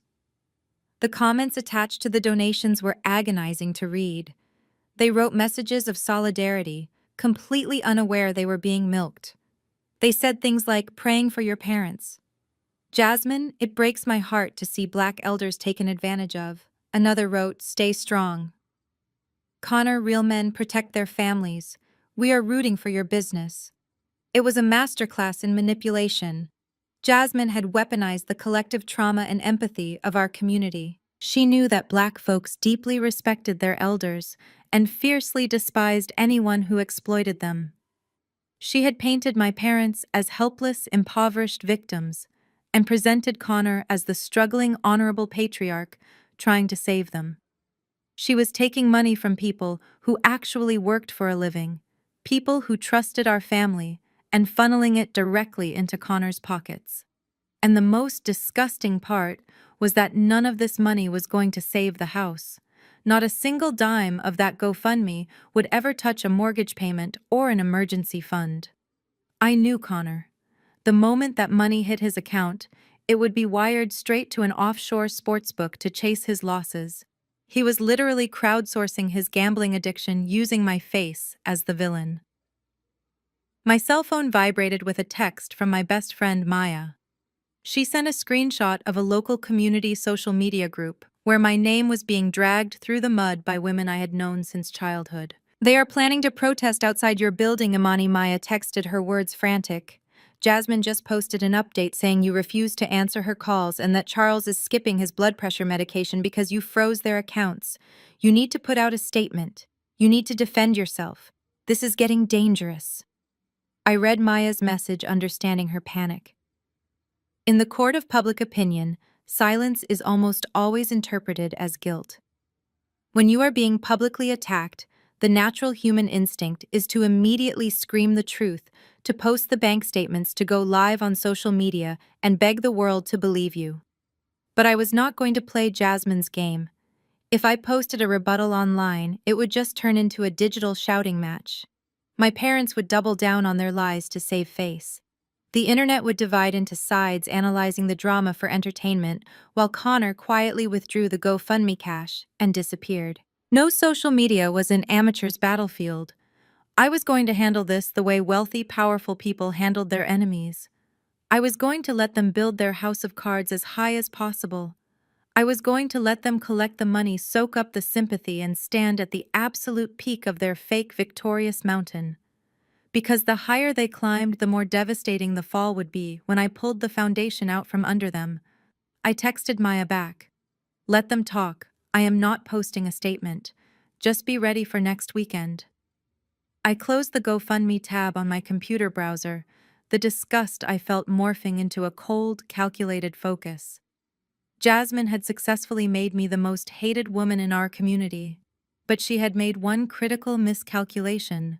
She assumed that because I had been the obedient, quiet daughter my entire life, I would just swallow this public humiliation and disappear into the shadows. She forgot that an auditor never exposes a fraud while the criminal is still hiding. An auditor waits until the criminal is standing under the brightest spotlight holding the stolen money with nowhere left to run. They wanted to perform for the church, the community, and the internet. I was going to give them exactly what they wanted. I decided I would not wait for the anniversary party to make my first move. I was going to walk right into the lion's den. The weekend was approaching, and I was going to attend Sunday service. Sunday morning arrived with a heavy downpour, the kind of rain that usually kept half the congregation of Mount Zion Baptist Church at home.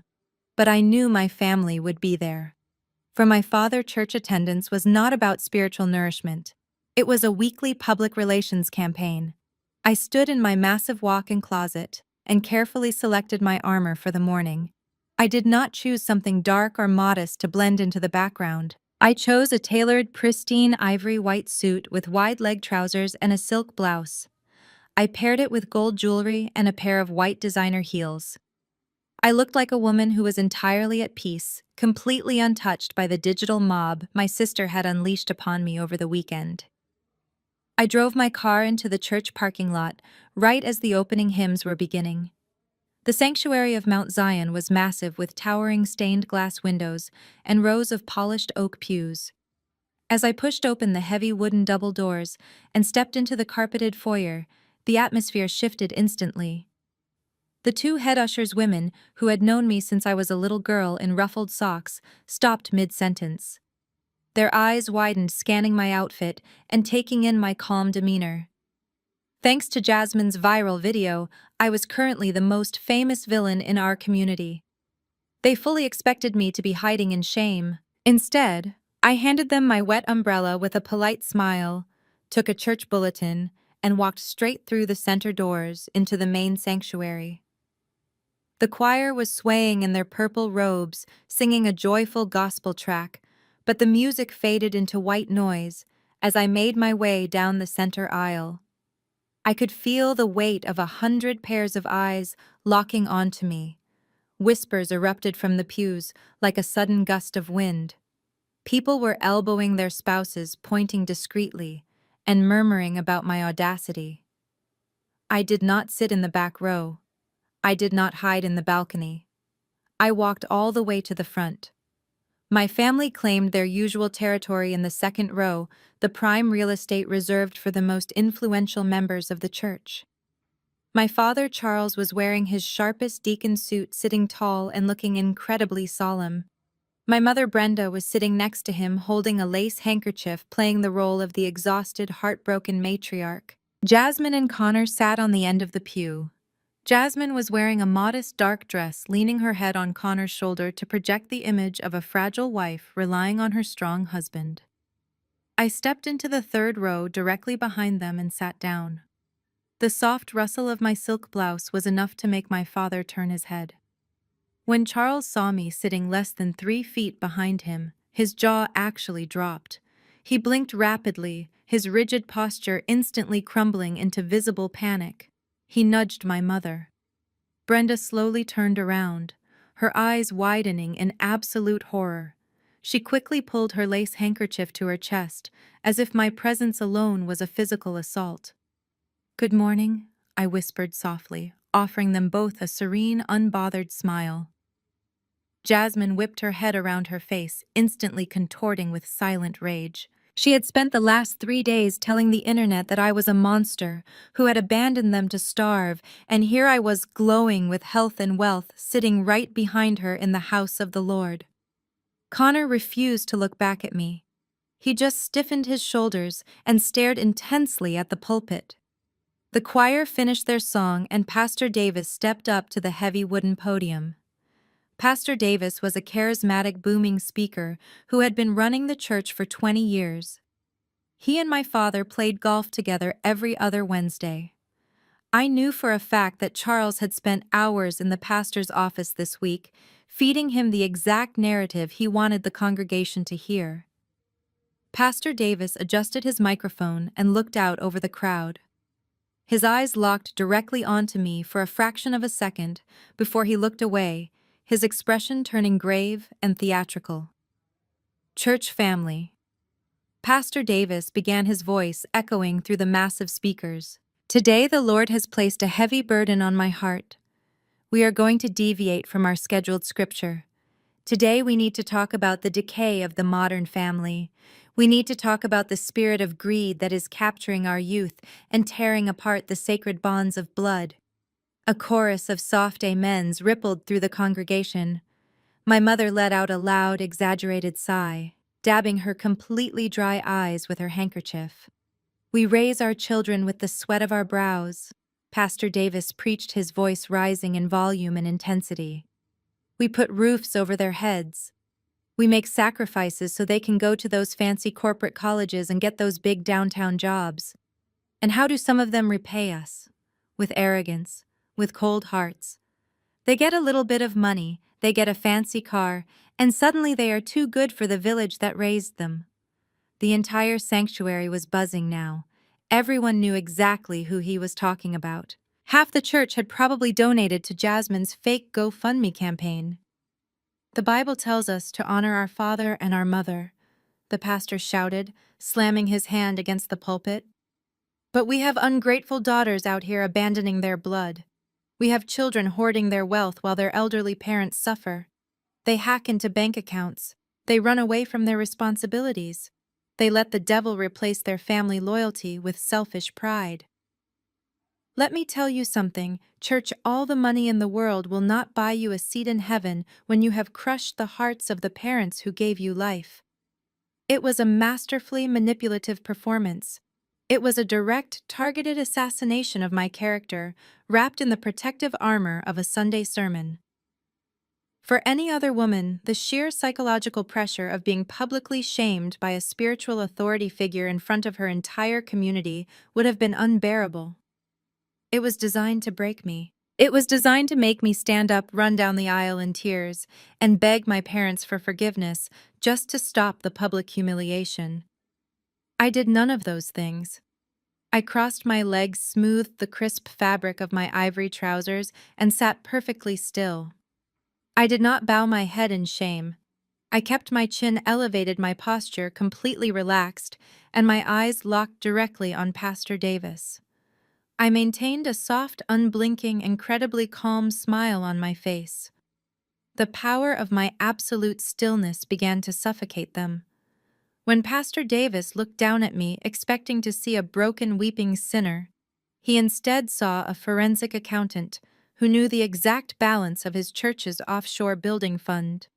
His booming voice faltered for a second. He quickly shifted his gaze to the balcony, visibly unsettled by my lack of reaction. My father was squirming in his seat. He kept checking his peripheral vision, expecting me to flee. When I remained firmly planted, radiating peace, his neck turned a dark shade of red. Brenda stopped pretending to cry because her fake tears were not generating the desired effect on me. Jasmine was aggressively tapping her foot against the wooden pew, her entire body vibrating with frustration. Her grand plan to have me publicly humiliated was failing in real time because I simply refused to accept the shame they were trying to hand me. When the sermon finally concluded, the ushers began passing the brass collection plates down the aisles. When the velvet-lined plate reached my row, I reached into my designer purse. I did not pull out a standard check or a crumpled $20 bill. I pulled out a crisp, newly printed $100 bill. I held it between my fingers, just long enough for my father to see it out of the corner of his eye. I dropped it onto the brass plate. It was a silent, devastating reminder. They could preach about my greed all they wanted, but I was the only person in this entire building with the liquid cash to actually save them from the financial grave they had dug for themselves. The service ended with a final prayer. The congregation stood up to leave, and the tension in the room snapped like a tightrope. I picked up my umbrella and my purse, stepping out of the pew. My family scrambled to get away from me, moving toward the side exit as quickly as possible to avoid a confrontation. But I was not here to argue with my parents. I was here to let them see me shine. I walked slowly down the center aisle, nodding politely to the staring congregants, completely unbothered by their whispers. I pushed open the heavy double doors and stepped out into the cool, damp air of the church parking lot. I was walking toward my luxury sedan when I heard the heavy, aggressive crunch of footsteps on the wet gravel behind me. I stopped and turned around. Connor was marching toward me, his face pale and twisted with absolute rage. He had slipped away from Jasmine and Charles, seeking me out, away from the eyes of the congregation. He thought I was vulnerable out here in the parking lot. He had absolutely no idea that I was wearing a smartwatch, and I was already pressing record. The rain had reduced to a freezing mist by the time I reached the far end of the church parking lot. My luxury sedan was parked under the shade of a large oak tree, isolated from the crowded rows of minivans and family cars. I pressed the button on my key fob, and the headlights flashed, illuminating the wet asphalt. I was just reaching for the sleek silver door handle when I heard the heavy, aggressive crunch of footsteps rapidly approaching from behind. "Imani, wait." The voice was sharp and demanding. I did not flinch. I slowly turned around and found Connor marching toward me. He had clearly sprinted away from Jasmine and my parents to catch me before I left the property. His face was flushed red, his tie was loosened, and the carefully crafted image of the respectful, wealthy son-in-law he had just portrayed inside the sanctuary was completely gone. In his eyes, I saw nothing but pure, unadulterated desperation masked as arrogance. He stepped directly into my personal space, standing far closer than any polite conversation warranted. He reached out and placed his hand flat against the window of my car door, physically blocking me from opening it. "You think you are so smart, do you not?" Connor sneered, his breath forming small white clouds in the cold air. "You think you can just walk into that church, drop $100 bill, and completely intimidate everyone? You think you can just ignore us and we will go away?" I looked down at his hand pressed against my window, and then I looked slowly back up to his face. "Remove your hand from my vehicle, Connor," I said, my voice dangerously calm. He laughed, a harsh, bitter sound. He did not move his hand. "Oh, please. Drop the Ice Queen act, Imani. We both know exactly what you are doing. You are trying to starve us out. You wiped the smart home hub. You refused the loan. You think because you have a fancy corporate job and a nice car, you hold all the cards. But you do not. I do." I tilted my head slightly, observing him the way a scientist observes a rat in a maze. "You hold the cards," I repeated, allowing a small, mocking smile to touch the corners of my mouth. "Yes, I do." Connor snapped his chest, puffing out with unwarranted pride. "Have you checked TikTok this morning? Have you seen the GoFundMe page? The entire city hates you right now, Imani. People from your own church are giving us money because they think you are a monster. Your corporate firm is probably getting phone calls right now. You are completely ruined." He was practically vibrating with excitement. He truly believed he had outsmarted me. He believed that public shaming was the ultimate weapon because it was the only weapon my parents had ever used against me. That video is a complete fabrication, Connor, I stated evenly, keeping my tone perfectly conversational. You know it. Jasmine knows it. You are crowdsourcing your gambling debts under the guise of a fake startup. Connor smirked, his eyes gleaming with malicious satisfaction. Of course, the video is a lie, he admitted, saying the words out loud without a single ounce of hesitation or guilt. The startup is a joke. Jasmine will say whatever I tell her to say because she is terrified of looking like a failure. But the truth literally does not matter. It never matters. All that matters is what people want to believe. He leaned in closer, invading my space again, completely intoxicated by his own perceived power. His white privilege radiated from him like a toxic cologne. You still do not get it, do you, Imani? He whispered, his tone dripping with condescension. You can have all the money and all the fancy degrees in the world, but in this family, you will always be the loser. Your black parents will always protect my white tears over your success. Charles needs me. He needs to walk into the country club with me. He needs to tell his friends his daughter married a white entrepreneur.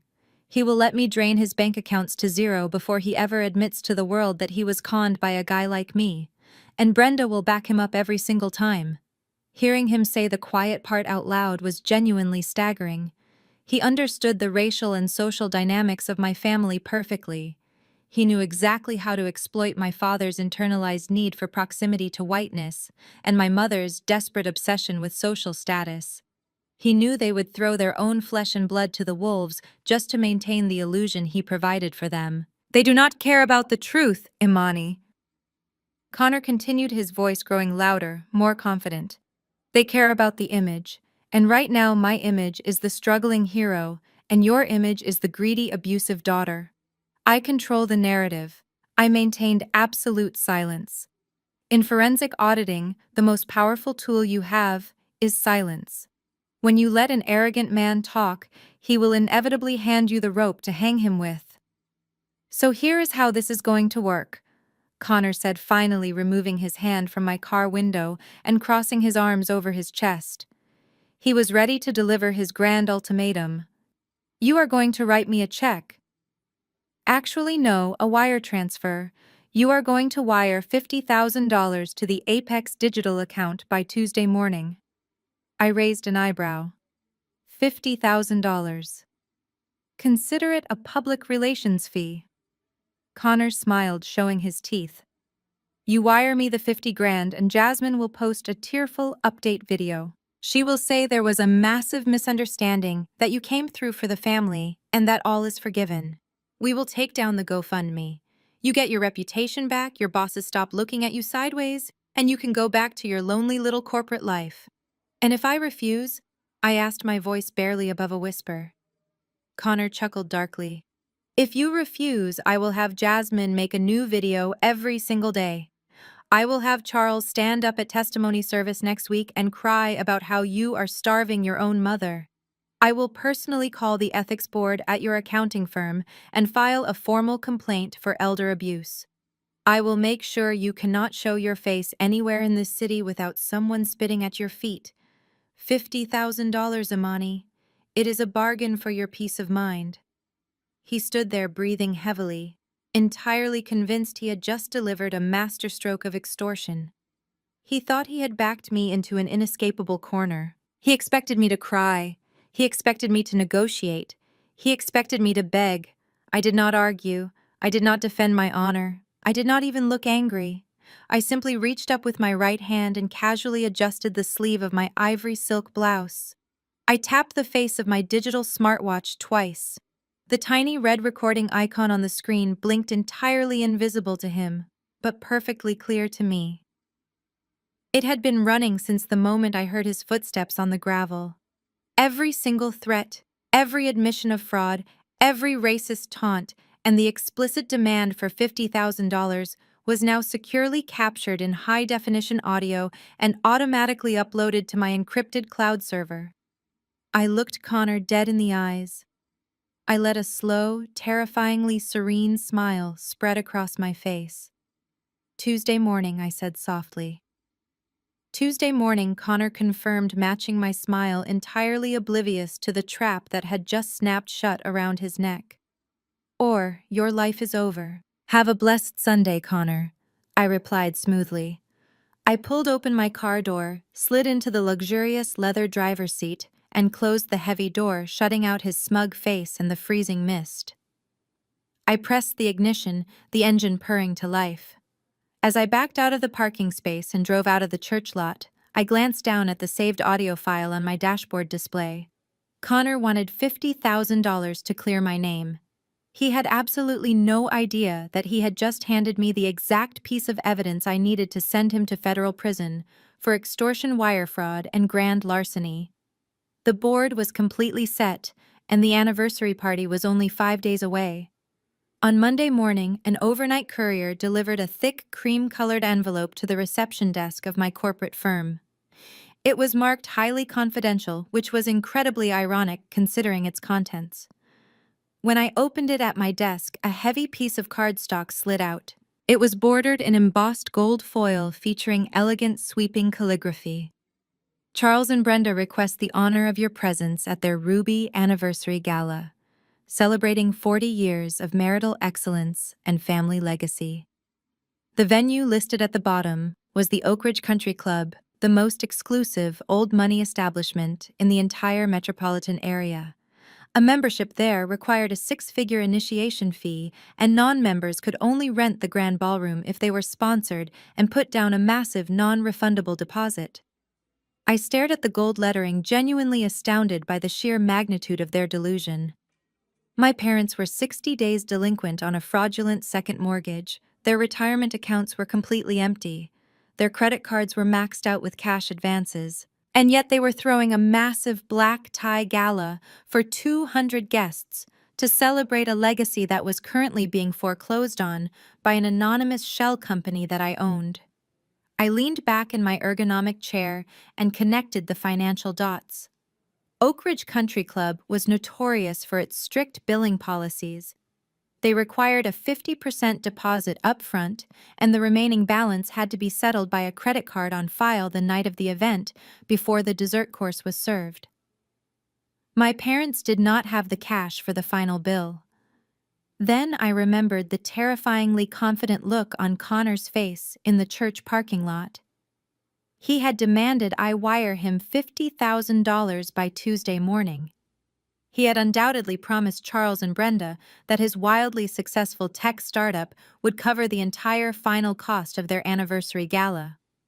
He was banking on my extortion money to fund their extravagant social performance. He thought he had completely trapped me, assuming I would pay the ransom to protect my corporate reputation from Jasmine's viral video. Tuesday morning arrived with a quiet, beautiful sunrise. I sat at the marble island in my penthouse, drinking a freshly brewed espresso, and watched the digital clock on my oven tick past 9 a.m., then 10 a.m., then noon. I did not log into my banking portal. I did not initiate a wire transfer. I did not send Connor a single cent. My phone remained completely silent all day. Connor was far too cowardly to call and demand the money because calling me would mean admitting he had lost control of the situation. More importantly, he could not tell Charles and Brenda that the startup funds he promised them were actually supposed to be extorted from the daughter they had just kicked out of the house. He was entirely trapped in his own web of lies. He had to let the party proceed, sweating bullets, desperately hoping the country club would somehow fail to run the credit card authorization until after the weekend. IRSVPD to the gala with a single neatly typed word: attending. When Saturday evening finally arrived, I prepared for the event with the meticulous precision of a general dressing for a final decisive battle. I was stepping onto their ultimate battlefield, the social arena, where appearances meant everything. I needed my armor to be absolutely flawless. I was not going to show up looking like the stressed, isolated, financially abused daughter they portrayed me as on the internet. I was going to embody pure, unadulterated soft life success. I hired a private makeup artist and a hairstylist to come to my penthouse. They sculpted my hair into an elegant sweeping updo that showcased the sharp lines of my cheekbones and the delicate slope of my neck. I selected a custom-tailored ruby red silk gown, a subtle, almost mocking nod to their 40th anniversary theme. The dress was a masterpiece of modern architecture featuring a daring but sophisticated neckline and a sleek silhouette that cascaded to the floor. I paired it with diamond drop earrings and a matching tennis bracelet. I slid my feet into a pair of strappy metallic designer heels. When I looked in the full-length mirror, I did not see a victim. I saw a woman who possessed total financial and emotional sovereignty. I looked expensive. I looked untouchable. I drove my luxury sedan to the Oak Ridge Country Club, pulling up to the grand columned entrance. The circular driveway was packed with high-end vehicles, valet attendants rushing back and forth under the warm glow of the gas lanterns. I handed my keys to the attendant, stepped out of my car, and walked up the sweeping marble staircase toward the grand ballroom. The moment I stepped through the double mahogany doors, the sheer scale of the financial recklessness hit me. The ballroom was transformed into a sickeningly lavish wonderland. Massive, towering floral centerpieces of imported red roses adorned every single table. A 10-piece live jazz band was playing on an elevated stage. Waiters in crisp white tuxedos were circulating with silver trays of champagne and hors d'oeuvres. An enormous, intricately carved ice sculpture of a swan sat in the center of the room, slowly dripping into a silver basin. It was a beautiful party, entirely funded by fraud and stolen equity. The guest list was a who is who of our local community. I saw the pastor from our church, the elderly ushers, the flying monkey aunts and uncles who had sent me hateful text messages, and dozens of people who had probably donated to Jasmine's fake GoFundMe campaign. As I glided across the polished hardwood floor toward the bar, the whispers began. It started as a subtle ripple, a turning of heads and a widening of eyes. They had all watched Jasmine's tearful TikTok video. They expected me to be hiding in shame or at the very least to look stressed and remorseful. Instead, I looked like I owned the entire building. The juxtaposition between the tragic narrative my family had sold them and the radiant, wealthy reality I presented caused an immediate, visible cognitive dissonance among the guests. People actually stepped out of my way as I approached the bar, too intimidated by my presence to offer any of the insults they had so easily typed online. I ordered a glass of vintage sparkling water with a twist of lime. As I turned around, resting my hand gracefully on the marble bar top, I spotted my family. They were standing near the entrance in a formal receiving line, acting like royalty, accepting tributes from their loyal subjects. Charles was wearing a custom-fitted tuxedo, his chest puffed out with absolute pride as he shook hands with the pastor. Brenda was draped in a sequined gown, her neck dripping with what I knew were cubic zirconia jewels disguised as diamonds, laughing loudly at a joke someone made. Jasmine was standing next to her, wearing a stunning black evening gown, playing the role of the devoted, beautiful daughter. And then there was Connor. Connor looked physically ill. While my parents and sister were soaking up the adoration, Connor was sweating profusely. His tuxedo looked slightly rumpled. His face was pale, and he kept nervously checking his watch and glancing toward the heavy doors leading to the catering kitchen. He knew the deadline for the final bill was rapidly approaching, and he knew his bank account was completely empty. I took a slow sip of my sparkling water and began walking directly toward them. Jasmine spotted me first. Her fake camera-ready smile instantly vanished, replaced by a look of sheer panic. She nudged Brenda, who turned around and literally gasped, her hand flying to her chest. Charles stopped mid-sentence, his eyes locking onto my ruby-red gown. The entire receiving line ground to an agonizing halt. The guests waiting to greet them sensed the sudden heavy shift in the atmosphere and nervously stepped back, giving us a wide berth. I stopped a few feet in front of them, projecting an aura of complete, unbothered peace. "Happy anniversary, Charles and Brenda." I said, my voice smooth, melodic, and perfectly audible to the surrounding guests. "The venue is absolutely breathtaking. You really spared no expense." My father's jaw was clenched so tight I thought his teeth might shatter. "What are you doing here, Imani?" he hissed, keeping his voice dangerously low so the pastor would not hear. After what you did to this family, you have the absolute nerve to show your face at our celebration. I received an invitation. I replied innocently, offering a polite smile. I would not miss this night for the world. Brenda stepped forward, her eyes darting nervously around the room to see who was watching. You need to leave right now, she whispered venomously. You are not going to ruin our special night with your jealousy. We do not want you here. I looked past my mother and locked eyes with Connor. He was staring at me like he was looking at a ghost. He swallowed hard, his Adam's apple bobbing nervously against his bow tie. He had threatened to destroy my life if I did not pay him $50,000 by Tuesday. It was now Saturday night, and here I was looking better than I ever had, holding a crystal glass and smiling right in his face. Oh, I think Connor wants me here, I said, holding his terrified gaze. Do you not, Connor? After all, someone has to appreciate all the hard work you put into financing this beautiful family legacy. Connor opened his mouth to speak, but absolutely no sound came out. A bead of sweat rolled down his pale forehead. Jasmine crossed her arms, trying to step in front of her husband to protect him. Do not talk to him, Amani. You are just mad because everyone knows the truth about you now. Just leave before security escorts you out. I laughed, a soft, rich sound that seemed to rattle them even more. I am not going anywhere, Jasmine. I am going to find my seat, enjoy the expensive catering, and celebrate this beautiful family. I turned my back on them before they could formulate another threat and walked gracefully toward the dining tables. I could feel their furious, panicked eyes burning into my back. I found my assigned seat at a table near the back of the room, surrounded by distant cousins who suddenly found their napkins incredibly interesting and refused to make eye contact with me. I sat down, smoothed my silk skirt, and watched the head table. The trap was perfectly set. The country club was about to drop the hammer, and I had the best seat in the house to watch the fake empire burn. The waiters moved seamlessly through the grand ballroom, placing plates of perfectly seared filet mignon and butter-poached lobster tails in front of the 200 guests. I cut into my steak, the knife gliding effortlessly through the expensive meat, and chewed slowly. The live jazz band played a smooth rendition of a classic rhythm and blues track, filling the massive room with an atmosphere of old money elegance. It was an elegance my parents were currently renting with a stolen credit line. The sheer cognitive dissonance of the evening was fascinating to observe.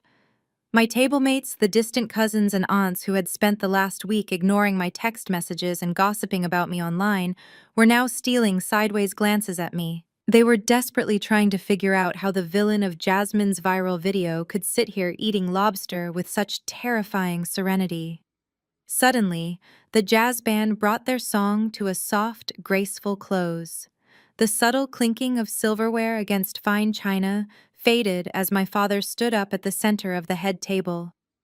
Charles tapped his crystal champagne flute with a heavy silver spoon. The sharp, clear ringing commanded the immediate attention of the entire ballroom. He adjusted his custom-fitted tuxedo jacket, cleared his throat with a heavy dose of self-importance, and took the wireless microphone handed to him by the catering manager. Charles began his speech with the practiced melodic cadence of a seasoned church deacon.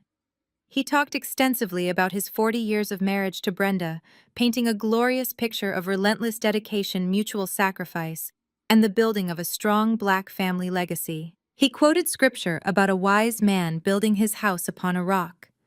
He talked about the financial struggles they faced in their early years, and the mighty empire they had supposedly built from the ground up through nothing but hard work and prayer. The crowd hung on to every single word. Miss Helen, the elderly usher who had donated $50 to Jasmine's fraudulent campaign, was nodding enthusiastically from a table near the front. My mother sat beside Charles, dabbing her completely dry eyes with a silk napkin, playing the role of the humble, exhausted matriarch to absolute perfection. But then Charles shifted his tone. The warm, nostalgic cadence hardened into something sharp, cold, and incredibly pointed. As I look out at all of you tonight, Charles said, his deep voice echoing through the massive acoustic speakers. I am reminded that a man's true legacy is not found in his bank account. It is found in the children he raises. It is found in the loyalty of his bloodline. We all know that raising a family is not easy in this modern era. Sometimes the world corrupts the people you love. Sometimes the children you sacrifice absolutely everything for turn their backs on you the second they get a little bit of money and a taste of the secular world. They forget the village that built them. They forget the sacred commandment to honor their father and mother. The ballroom went dead silent. 200 heads subtly shifted in my direction. They all knew exactly who he was talking about. My cousins at my table actually leaned away from me, as if my proximity might infect them with my alleged treachery. I did not break my gaze. I did not look down at my plate. I picked up my crystal water glass, took a slow, deliberate sip, and set it down precisely on the linen coaster. Charles turned his attention away from the crowd and looked down at Jasmine and Connor. But God is faithful, Charles continued, his voice rising in absolute triumph. God always leaves you a remnant of loyalty. Jasmine, my beautiful youngest daughter, and Connor, the son I never had but always prayed for. You two have shown this entire community what true family looks like. When times got hard, you did not run away to a downtown penthouse. You stayed right there in the trenches with us. Connor, you are building a massive tech business, a true corporate empire, and yet you still find time to protect this family. You are the future of our legacy. Charles asked Jasmine and Connor to stand and join him at the center of the elevated stage. Jasmine walked over gracefully, wiping a perfectly timed tear from her cheek for the audience. Connor followed close behind, puffing out his chest, looking like the absolute savior of the entire community. Charles put one arm around Jasmine and the other around Connor. Brenda and I have spent weeks praying about the future of our estate, Charles announced to the breathless room. We have decided that we do not want to wait until we pass away to bless the people who truly deserve it. We want to see our legacy flourish while we are still alive to enjoy it. Charles signaled to Brenda. My mother stood up, holding a sleek leather-bound folio in her hands. She walked over and handed it to Connor with a look of absolute reverence. Therefore, Charles boomed into the microphone, his voice dripping with dramatic flair. Effective immediately, Brenda and I are legally transferring the deed to our family home, the house we built with our own hands, over to Jasmine and Connor as an early inheritance. It is fully paid off, and it belongs to them now. They are the only ones worthy of carrying the family name forward. The ballroom absolutely erupted. 200 people stood up clapping and cheering for the incredible generosity of my parents. It was a massive standing ovation for a complete and total lie. Connor opened the leather folio and pulled out a piece of thick parchment paper. He held it high above his head for the entire crowd to see. It was intricately designed to look like an official property deed, complete with a shiny gold foil seal at the bottom. The crowd cheered even louder, snapping photos on their smartphones.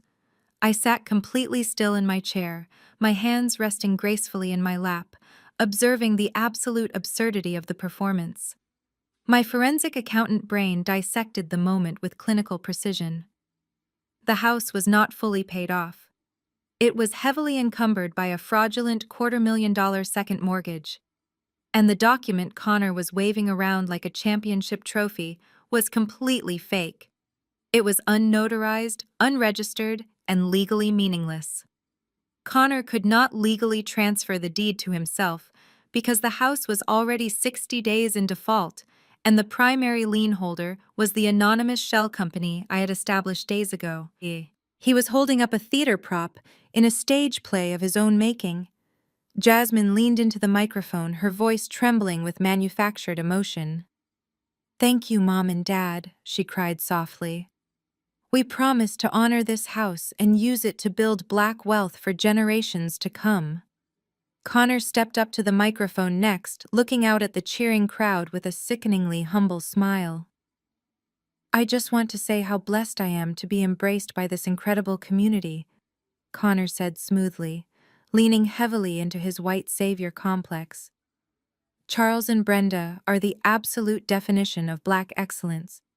And to anyone out there who thinks they can tear this family apart with greed and selfishness, you will never win. Love and loyalty always win. More applause washed over the room. Connor looked out across the sea of clapping guests and locked eyes directly with me. He gave me a tiny, imperceptible smirk. He thought he had completely outplayed me. He thought that by having Charles publicly hand over the fake deed, he had cemented his ownership of the property in the eyes of the entire city. He was daring me to stand up and object. He was practically begging me to cause a scene so I would look like the bitter, jealous older sister crashing the party. Then my mother locked eyes with me. Brenda stood at the center of the stage, the glittering cubic zirconia shining brightly under the crystal chandeliers. She stared directly at me through the crowd of standing guests. The look on her face was one of absolute, unadulterated triumph. It was a look of pure, concentrated spite. She wanted me to feel the crushing weight of being publicly replaced. She wanted me to know that she had chosen a white con artist over her own flesh and blood, and she wanted me to suffer deeply for it. I did not suffer. I looked right back at my mother and I smiled. It was not a tight, polite smile. It was a wide, genuine, completely relaxed smile. I raised my crystal glass of sparkling water and tilted it slightly in her direction, offering a silent, elegant toast to her magnificent performance. Brenda frowned, her triumphant expression faltering slightly. My lack of devastation genuinely confused her. She expected me to burst into tears. She expected me to storm out of the ballroom in a fit of rage. She did not understand why the woman she had just publicly disinherited was sitting comfortably at her table, radiating soft life energy, looking like she was enjoying a private joke that no one else in the room understood. They were standing on a stage built entirely of lies, holding a fake deed to a house I legally controlled, eating a $75 steak dinner they had absolutely no way to pay for. They had played their final card. The grand illusion had reached its absolute peak. Now all I had to do was sit back, enjoy the live music, and wait for the country club management to bring them the final catering bill. The dessert course was just beginning to arrive at the tables. Waiters in crisp white uniforms carried silver trays loaded with slices of dark chocolate ganache cake and fresh raspberries. The jazz band had transitioned to an upbeat tempo, and the energy in the room was soaring on the fumes of my parents' magnificent performance. They were still sitting at the head table accepting the adoring smiles of their guests, completely intoxicated by their own fabricated reality. I sat back in my chair watching the entrance of the ballroom with a quiet sense of anticipation. I knew the operational protocols of the Oak Ridge Country Club. The final catering invoice was always presented right before the dessert service concluded. If the balance was not settled, the event was immediately halted. Right on cue, the heavy mahogany doors at the back of the ballroom swung open. The catering manager stepped through. He was a tall, sharply dressed man with a completely unreadable expression, holding a sleek black leather checkbook. He did not look at the band or the dancing guests. He made a direct, purposeful line straight toward the head table. I watched as he leaned down and whispered something into my father's ear. Charles smiled confidently, nodding, as if this was merely a trivial formality. He reached into the inner pocket of his custom tuxedo jacket and pulled out a gold credit card. He handed it to the manager without even looking at the bill. The manager nodded politely, took the card, and walked back toward the administrative offices. The jazz band played on. My mother continued laughing with the pastor. Connor took a large gulp of his wine, his eyes darting nervously toward the doors. He knew exactly what was about to happen. Less than 5 minutes later, the catering manager returned. This time his pace was slightly faster, and his professional smile had completely vanished. He walked back to Charles and leaned down again, shielding his mouth with his hand as he spoke. I could see my father's posture stiffen from across the room. The confident smile slid right off his face. He quickly reached into his pocket and pulled out another card, this one a standard platinum bank card, and handed it over. The manager shook his head, refusing to take the second card. He opened the black leather booklet and placed it directly on the table in front of Charles. He leaned in closer, his voice undoubtedly firmer this time. Even from a distance, I could read the aggressive tension in the manager's shoulders. The country club had run the first card. It was declined. They had probably run the card Charles put on file for the deposit, too. Declined. Every single line of credit my father possessed was maxed out to the absolute limit. The total remaining balance for the extravagant floral arrangements, the filet mignon, the open bar, and the 10-piece band was $15,000. And Charles did not have 15 cents of available credit to his name. Panic began to set in at the head table. Brenda noticed the interaction and leaned over, whispering frantically to Charles. My father pointed a thick finger at Connor. I watched as Charles demanded Connor hand over the corporate card for his highly successful tech startup. Connor physically recoiled. His face turned the color of ash. He patted his pockets, shaking his head, stammering out an excuse I could not hear but could easily imagine. He was telling them he left his wallet in the car, or that his accounts were frozen for a massive international wire transfer. He was stalling, but the catering manager was not a man who accepted excuses. The manager tapped his finger against the final invoice. He gave my father a single definitive nod, indicating that the $15,000 needed to be paid immediately, or the police would be called for theft of services, and the event would be publicly shut down. Charles stood up. His chest was heaving, his face a dark mask of absolute desperation and boiling rage. He looked out over the sea of 200 guests, all of whom were happily eating the expensive cake he could not pay for. Then his eyes locked onto me. He remembered the mahogany-paneled steakhouse. He remembered the heavy metallic clink of my solid titanium American Express Centurion card hitting the silver tray.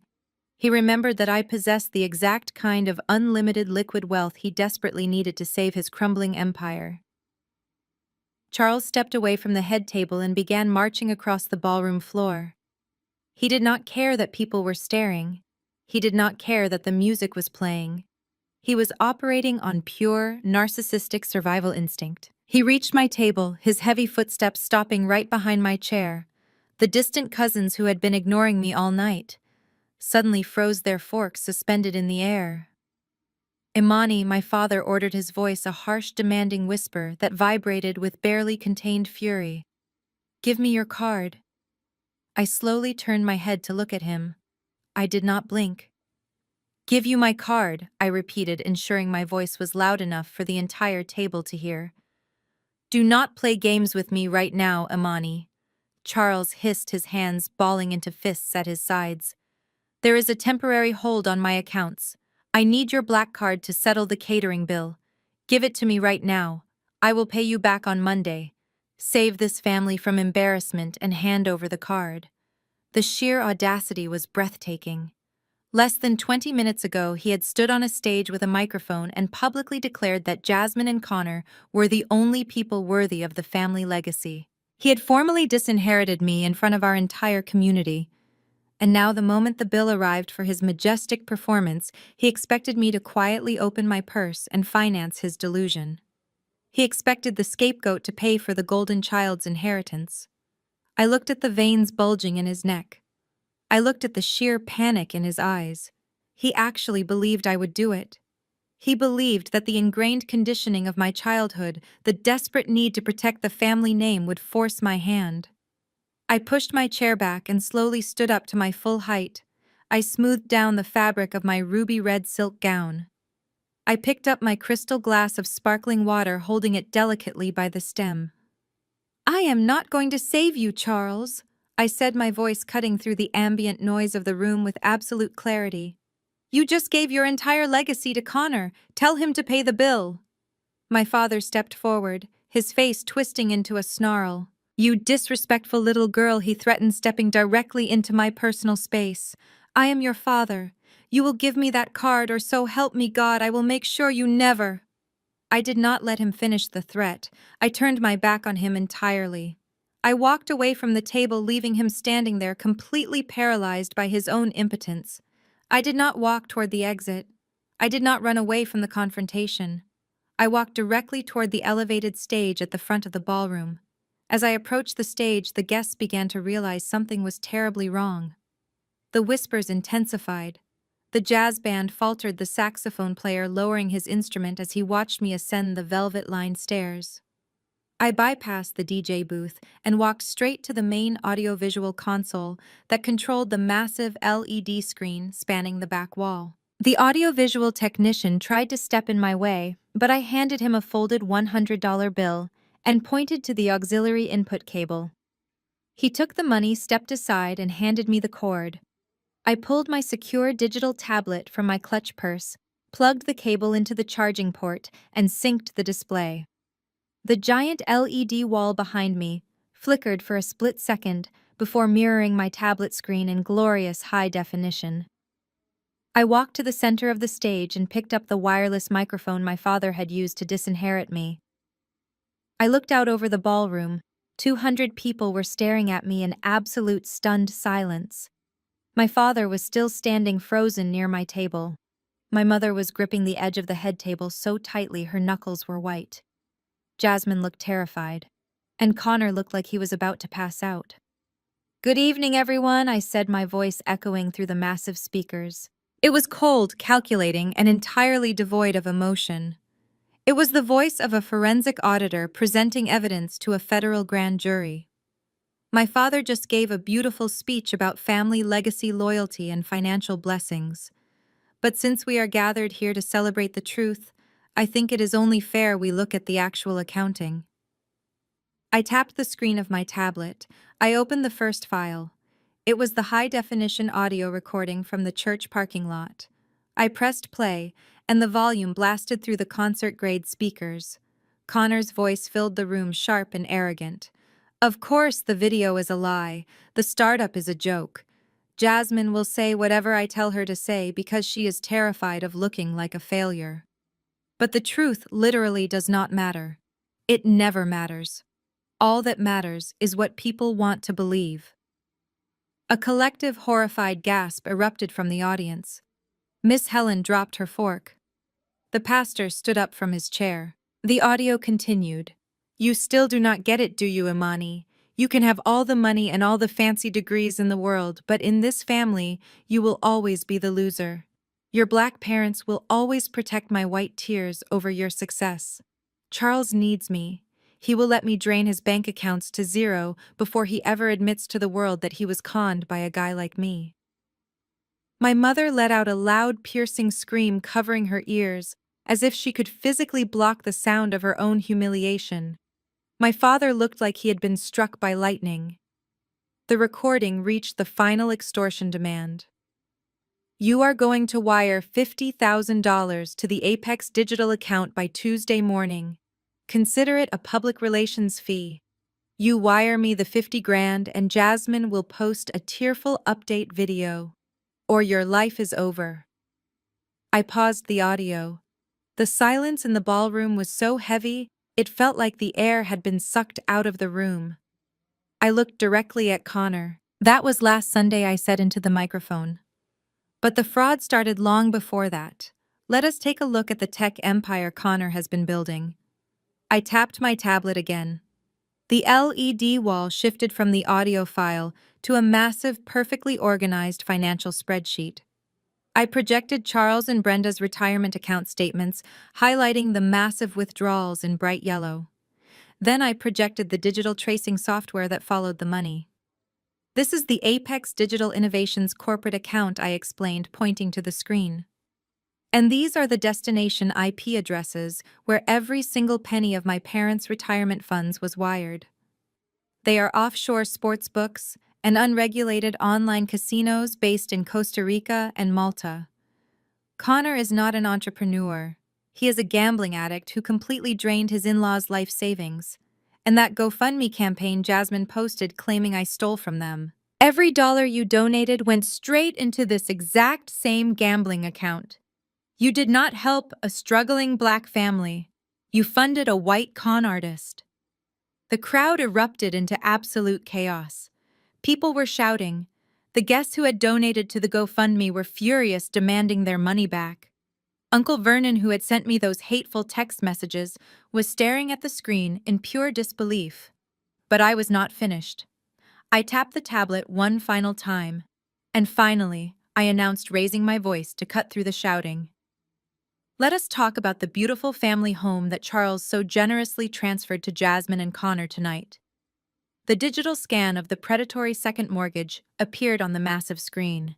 It was 50 feet tall, impossible for anyone to ignore. 14 months ago, Connor forged my father's signature on this deed of trust to take out $250,000 loan against the house to cover his gambling debts, I explained, zooming in on the forged signature. He stopped making payments 2 months ago. The house is currently in default. That piece of paper Connor held up earlier is completely fake. Charles does not own the house. Connor does not own the house. I pulled up the assignment of deed of trust from my LLC. Because the bank was about to foreclose, I bought the defaulted debt myself, I said, staring directly at my father. Obsidian Equity Partners is my company. I am the primary lien holder. I own the debt, which means I own the house. You cannot give away a legacy you already lost, Charles. And consider this public announcement your official notice of eviction. Jasmine completely snapped. She let out a hysterical, guttural scream and charged the stage. She scrambled up the velvet stairs, her expensive black evening gown tearing at the hem, lunging desperately toward the audiovisual console. "Turn it off!" she shrieked, clawing frantically at the cables connecting my tablet to the system. "Turn it off right now, you jealous monster!" Before she could yank the cord, 2 massive security guards in black suits intercepted her. The catering manager had already called them to deal with the unpaid bill, and they were primed for action. They grabbed Jasmine by the arms, pulling her away from the equipment. She thrashed wildly, screaming and crying, the perfect picture of the spoiled golden child, completely unraveling when forced to face reality. Connor tried to run. He pushed his way past the head table and sprinted toward the kitchen exit, abandoning his wife and my parents. But a third security guard stepped in front of the double doors, crossing his arms and blocking the exit. The country club was not letting anyone leave until the police arrived to investigate the $15,000 theft of services. I unplugged my tablet, slipped it quietly back into my clutch, and set the microphone down on the podium. The fake empire had completely burned to the ground, and I was the only one holding a fire extinguisher. The security guards held Jasmine firmly by the arms as she continued to thrash and sob, her cries echoing painfully through the grand ballroom. I stood at the center of the stage, looking down at my father. Charles was gripping the edge of the head table, his knuckles completely white, his chest heaving as he struggled to process the sheer magnitude of the financial trap that had just snapped shut around him. He shook his head, refusing to accept the reality I had just projected onto the massive screen. "You cannot do this, Imani," Charles stammered, his deep, authoritative voice cracking into a high, desperate pitch. "You are my daughter. You cannot just buy the mortgage and take our home. That is illegal. I will take you to court. I will sue you. I will pay you the back mortgage myself." I looked at him with absolute pity. He was a man who had spent his entire life commanding respect through intimidation, and now he was completely drowning in his own ignorance. He did not understand how corporate finance worked, and he certainly did not understand how hard money lending operated. "You cannot pay me the back mortgage, Charles Weiss," I stated calmly, my voice carrying effortlessly across the silent room. "You do not have a single dollar to your name. Connor drained your retirement. Your credit cards are maxed out to the absolute limit. You cannot even pay for the steak you just ate." I reached into my designer clutch and pulled out a thick folded legal document bearing the official seal of the county clerk. I walked slowly down the velvet-lined steps of the stage, the guests parting like the Red Sea to let me through. I stopped directly in front of my father and held the document out to him. His hands were shaking so violently he could barely take it from my grasp. "I did not just buy your defaulted debt, Charles," I explained, my tone clinical and precise. "Apex Alternative Lending filed the notice of default 60 days ago. You ignored the warnings because Connor was intercepting your mail to hide his crimes. When my company Obsidian Equity Partners purchased the promissory note, we also purchased the right to execute the final steps of the foreclosure. Charles stared blindly at the legal jargon on the paper, his eyes darting back and forth but comprehending absolutely nothing. "You cannot give the house to Connor, Dad," I said, leaning in just slightly so he could feel the absolute chill of my words. "Because as of 9 a.m. yesterday morning, the county judge signed the final order. My LLC officially executed the foreclosure. The title has been formally transferred. I do not just hold your debt anymore. I own the physical house. I am your landlord. And since you kicked me out into the street on my birthday, consider this document your official 30-day eviction notice." The heavy, embossed piece of paper slipped from my father's trembling fingers and fluttered to the polished hardwood floor. His knees physically buckled. He reached out and grabbed the back of a dining chair to stop himself from collapsing.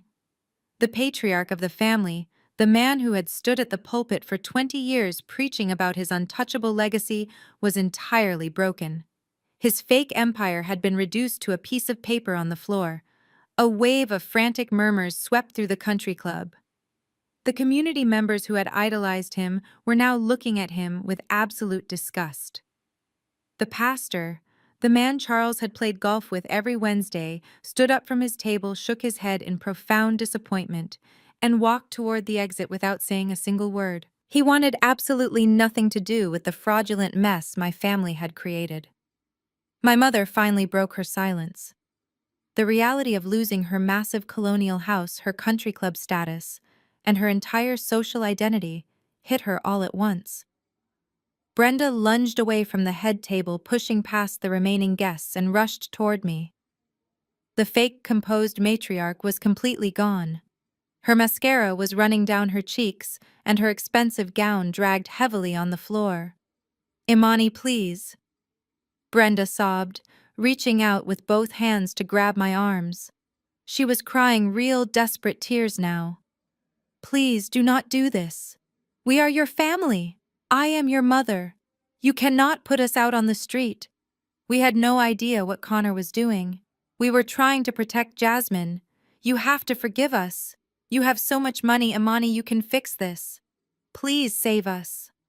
I looked down at the woman who had spent 35 years making me feel completely inadequate. I looked at the hands that had snatched my dignity away time and time again. I stepped back, breaking her grip on my silk sleeves. "You stopped being my family the night you handed me an eviction notice and told me I was a burden," I said, my voice completely devoid of sympathy. "You chose a white con artist over your own daughter because he made you feel closer to wealth. You helped Jasmine raise $45,000 from innocent people by calling me an abuser. You made your choice, Brenda. Now you get to live in the house that choice built. But you will not be living in my house." I turned away from her sobbing figure and looked toward the back of the room. Connor was still trapped by the exit doors. The catering manager had stepped forward, flanked by the massive security guards. "Sir," the catering manager said loudly, his voice echoing over the chaotic murmurs of the crowd, "the police have been dispatched. You are not leaving this building until the $15,000 balance for this event is settled in full." Connor looked like a cornered rat. He pointed a shaking finger at Charles, completely abandoning the family he had just sworn to protect. "Ask him," Connor yelled, his voice cracking in panic. "It is his anniversary party. I do not have any money." The utter cowardice of his betrayal was the final nail in the coffin. Jasmine, still being held back by security, watched her husband throw her father under the bus. She stopped screaming and simply stared at Connor in absolute horrified shock. The illusion of her perfect marriage shattered into a million irreparable pieces. I picked up my purse from the table. I did not need to say another word. The truth was entirely exposed, the financial debts were called in, and the toxic cycle I had been trapped in since childhood was permanently broken. I walked purposefully toward the grand entrance of the ballroom. Nobody tried to stop me. The flying monkey aunts and uncles who had texted me such hateful words simply lowered their eyes, too ashamed to even look in my direction. I pushed open the heavy mahogany doors and stepped out into the cool, crisp night air. The valet brought my luxury sedan around immediately. I tipped him generously, slid into the plush leather driver's seat, and closed the door. The silence inside the cabin was the most beautiful sound I had ever heard. As I drove away from the Oak Ridge Country Club, watching the flashing red and blue lights of the approaching police cruisers in my rearview mirror, I felt a physical weight lift off my shoulders. The heavy, suffocating cape of the strong black woman who was expected to save her abusers had fallen off forever. I felt incredibly, wonderfully light. 6 months passed since that night at the country club. The fallout was spectacular, a complete dismantling of the toxic structure that had defined my family for decades. I turned over the high-definition audio recording and the offshore tracking documents to the federal authorities. Connor was arrested 2 weeks later. He is currently sitting in a federal holding facility facing multiple felony charges for wire fraud, extortion, and grand larceny. The GoFundMe campaign was shut down by the platform, and the donations were refunded to the community members after an investigation revealed the fraudulent nature of the fundraiser. With Connor in jail and their finances completely decimated, Charles and Brenda had absolutely nowhere to go. My LLC executed the 30-day eviction notice with clinical precision. When they failed to vacate the property, I sent the county sheriffs to forcefully remove them. I legally sold the massive colonial house to a lovely young couple. I kept the $50,000 I had originally invested in the basement renovation, recouped the $250,000 I paid for the defaulted debt, and put the rest of the equity straight into my expanding investment portfolio. Jasmine, Charles, and Brenda were forced to pool whatever meager resources they could scrape together. They are now renting a cramped 2-bedroom apartment on the outskirts of the city. Charles was quietly asked to step down from his position as head deacon at Mount Zion Baptist Church. The community entirely excommunicated them. Without their massive house and their fake wealth, they have absolutely nothing left but each other and the bitter resentment of their own failures. I sit on the balcony of my 34th floor penthouse wearing a silk robe, watching the golden hour sun dip below the city skyline. I take a slow sip of my expensive matcha latte. The air up here is clean and entirely peaceful. I have not spoken a single word to my parents or my sister in 6 months, and my life has never been more vibrant. I look out over the horizon and realize the greatest truth I have ever learned. Blood does not make you family. Shared DNA is just a biological coincidence. True family is defined by loyalty, mutual respect, and the consistent choice to protect one another. I smile, feeling the warmth of the setting sun on my face. Have you ever had to bankrupt your toxic family lies to buy back your own peace? Let me know in the comments below. Hit like and subscribe if you believe in protecting your soft life at all costs. Remember, your peace is the most expensive thing you own. Never let anyone who refuses to value you afford a seat at your table.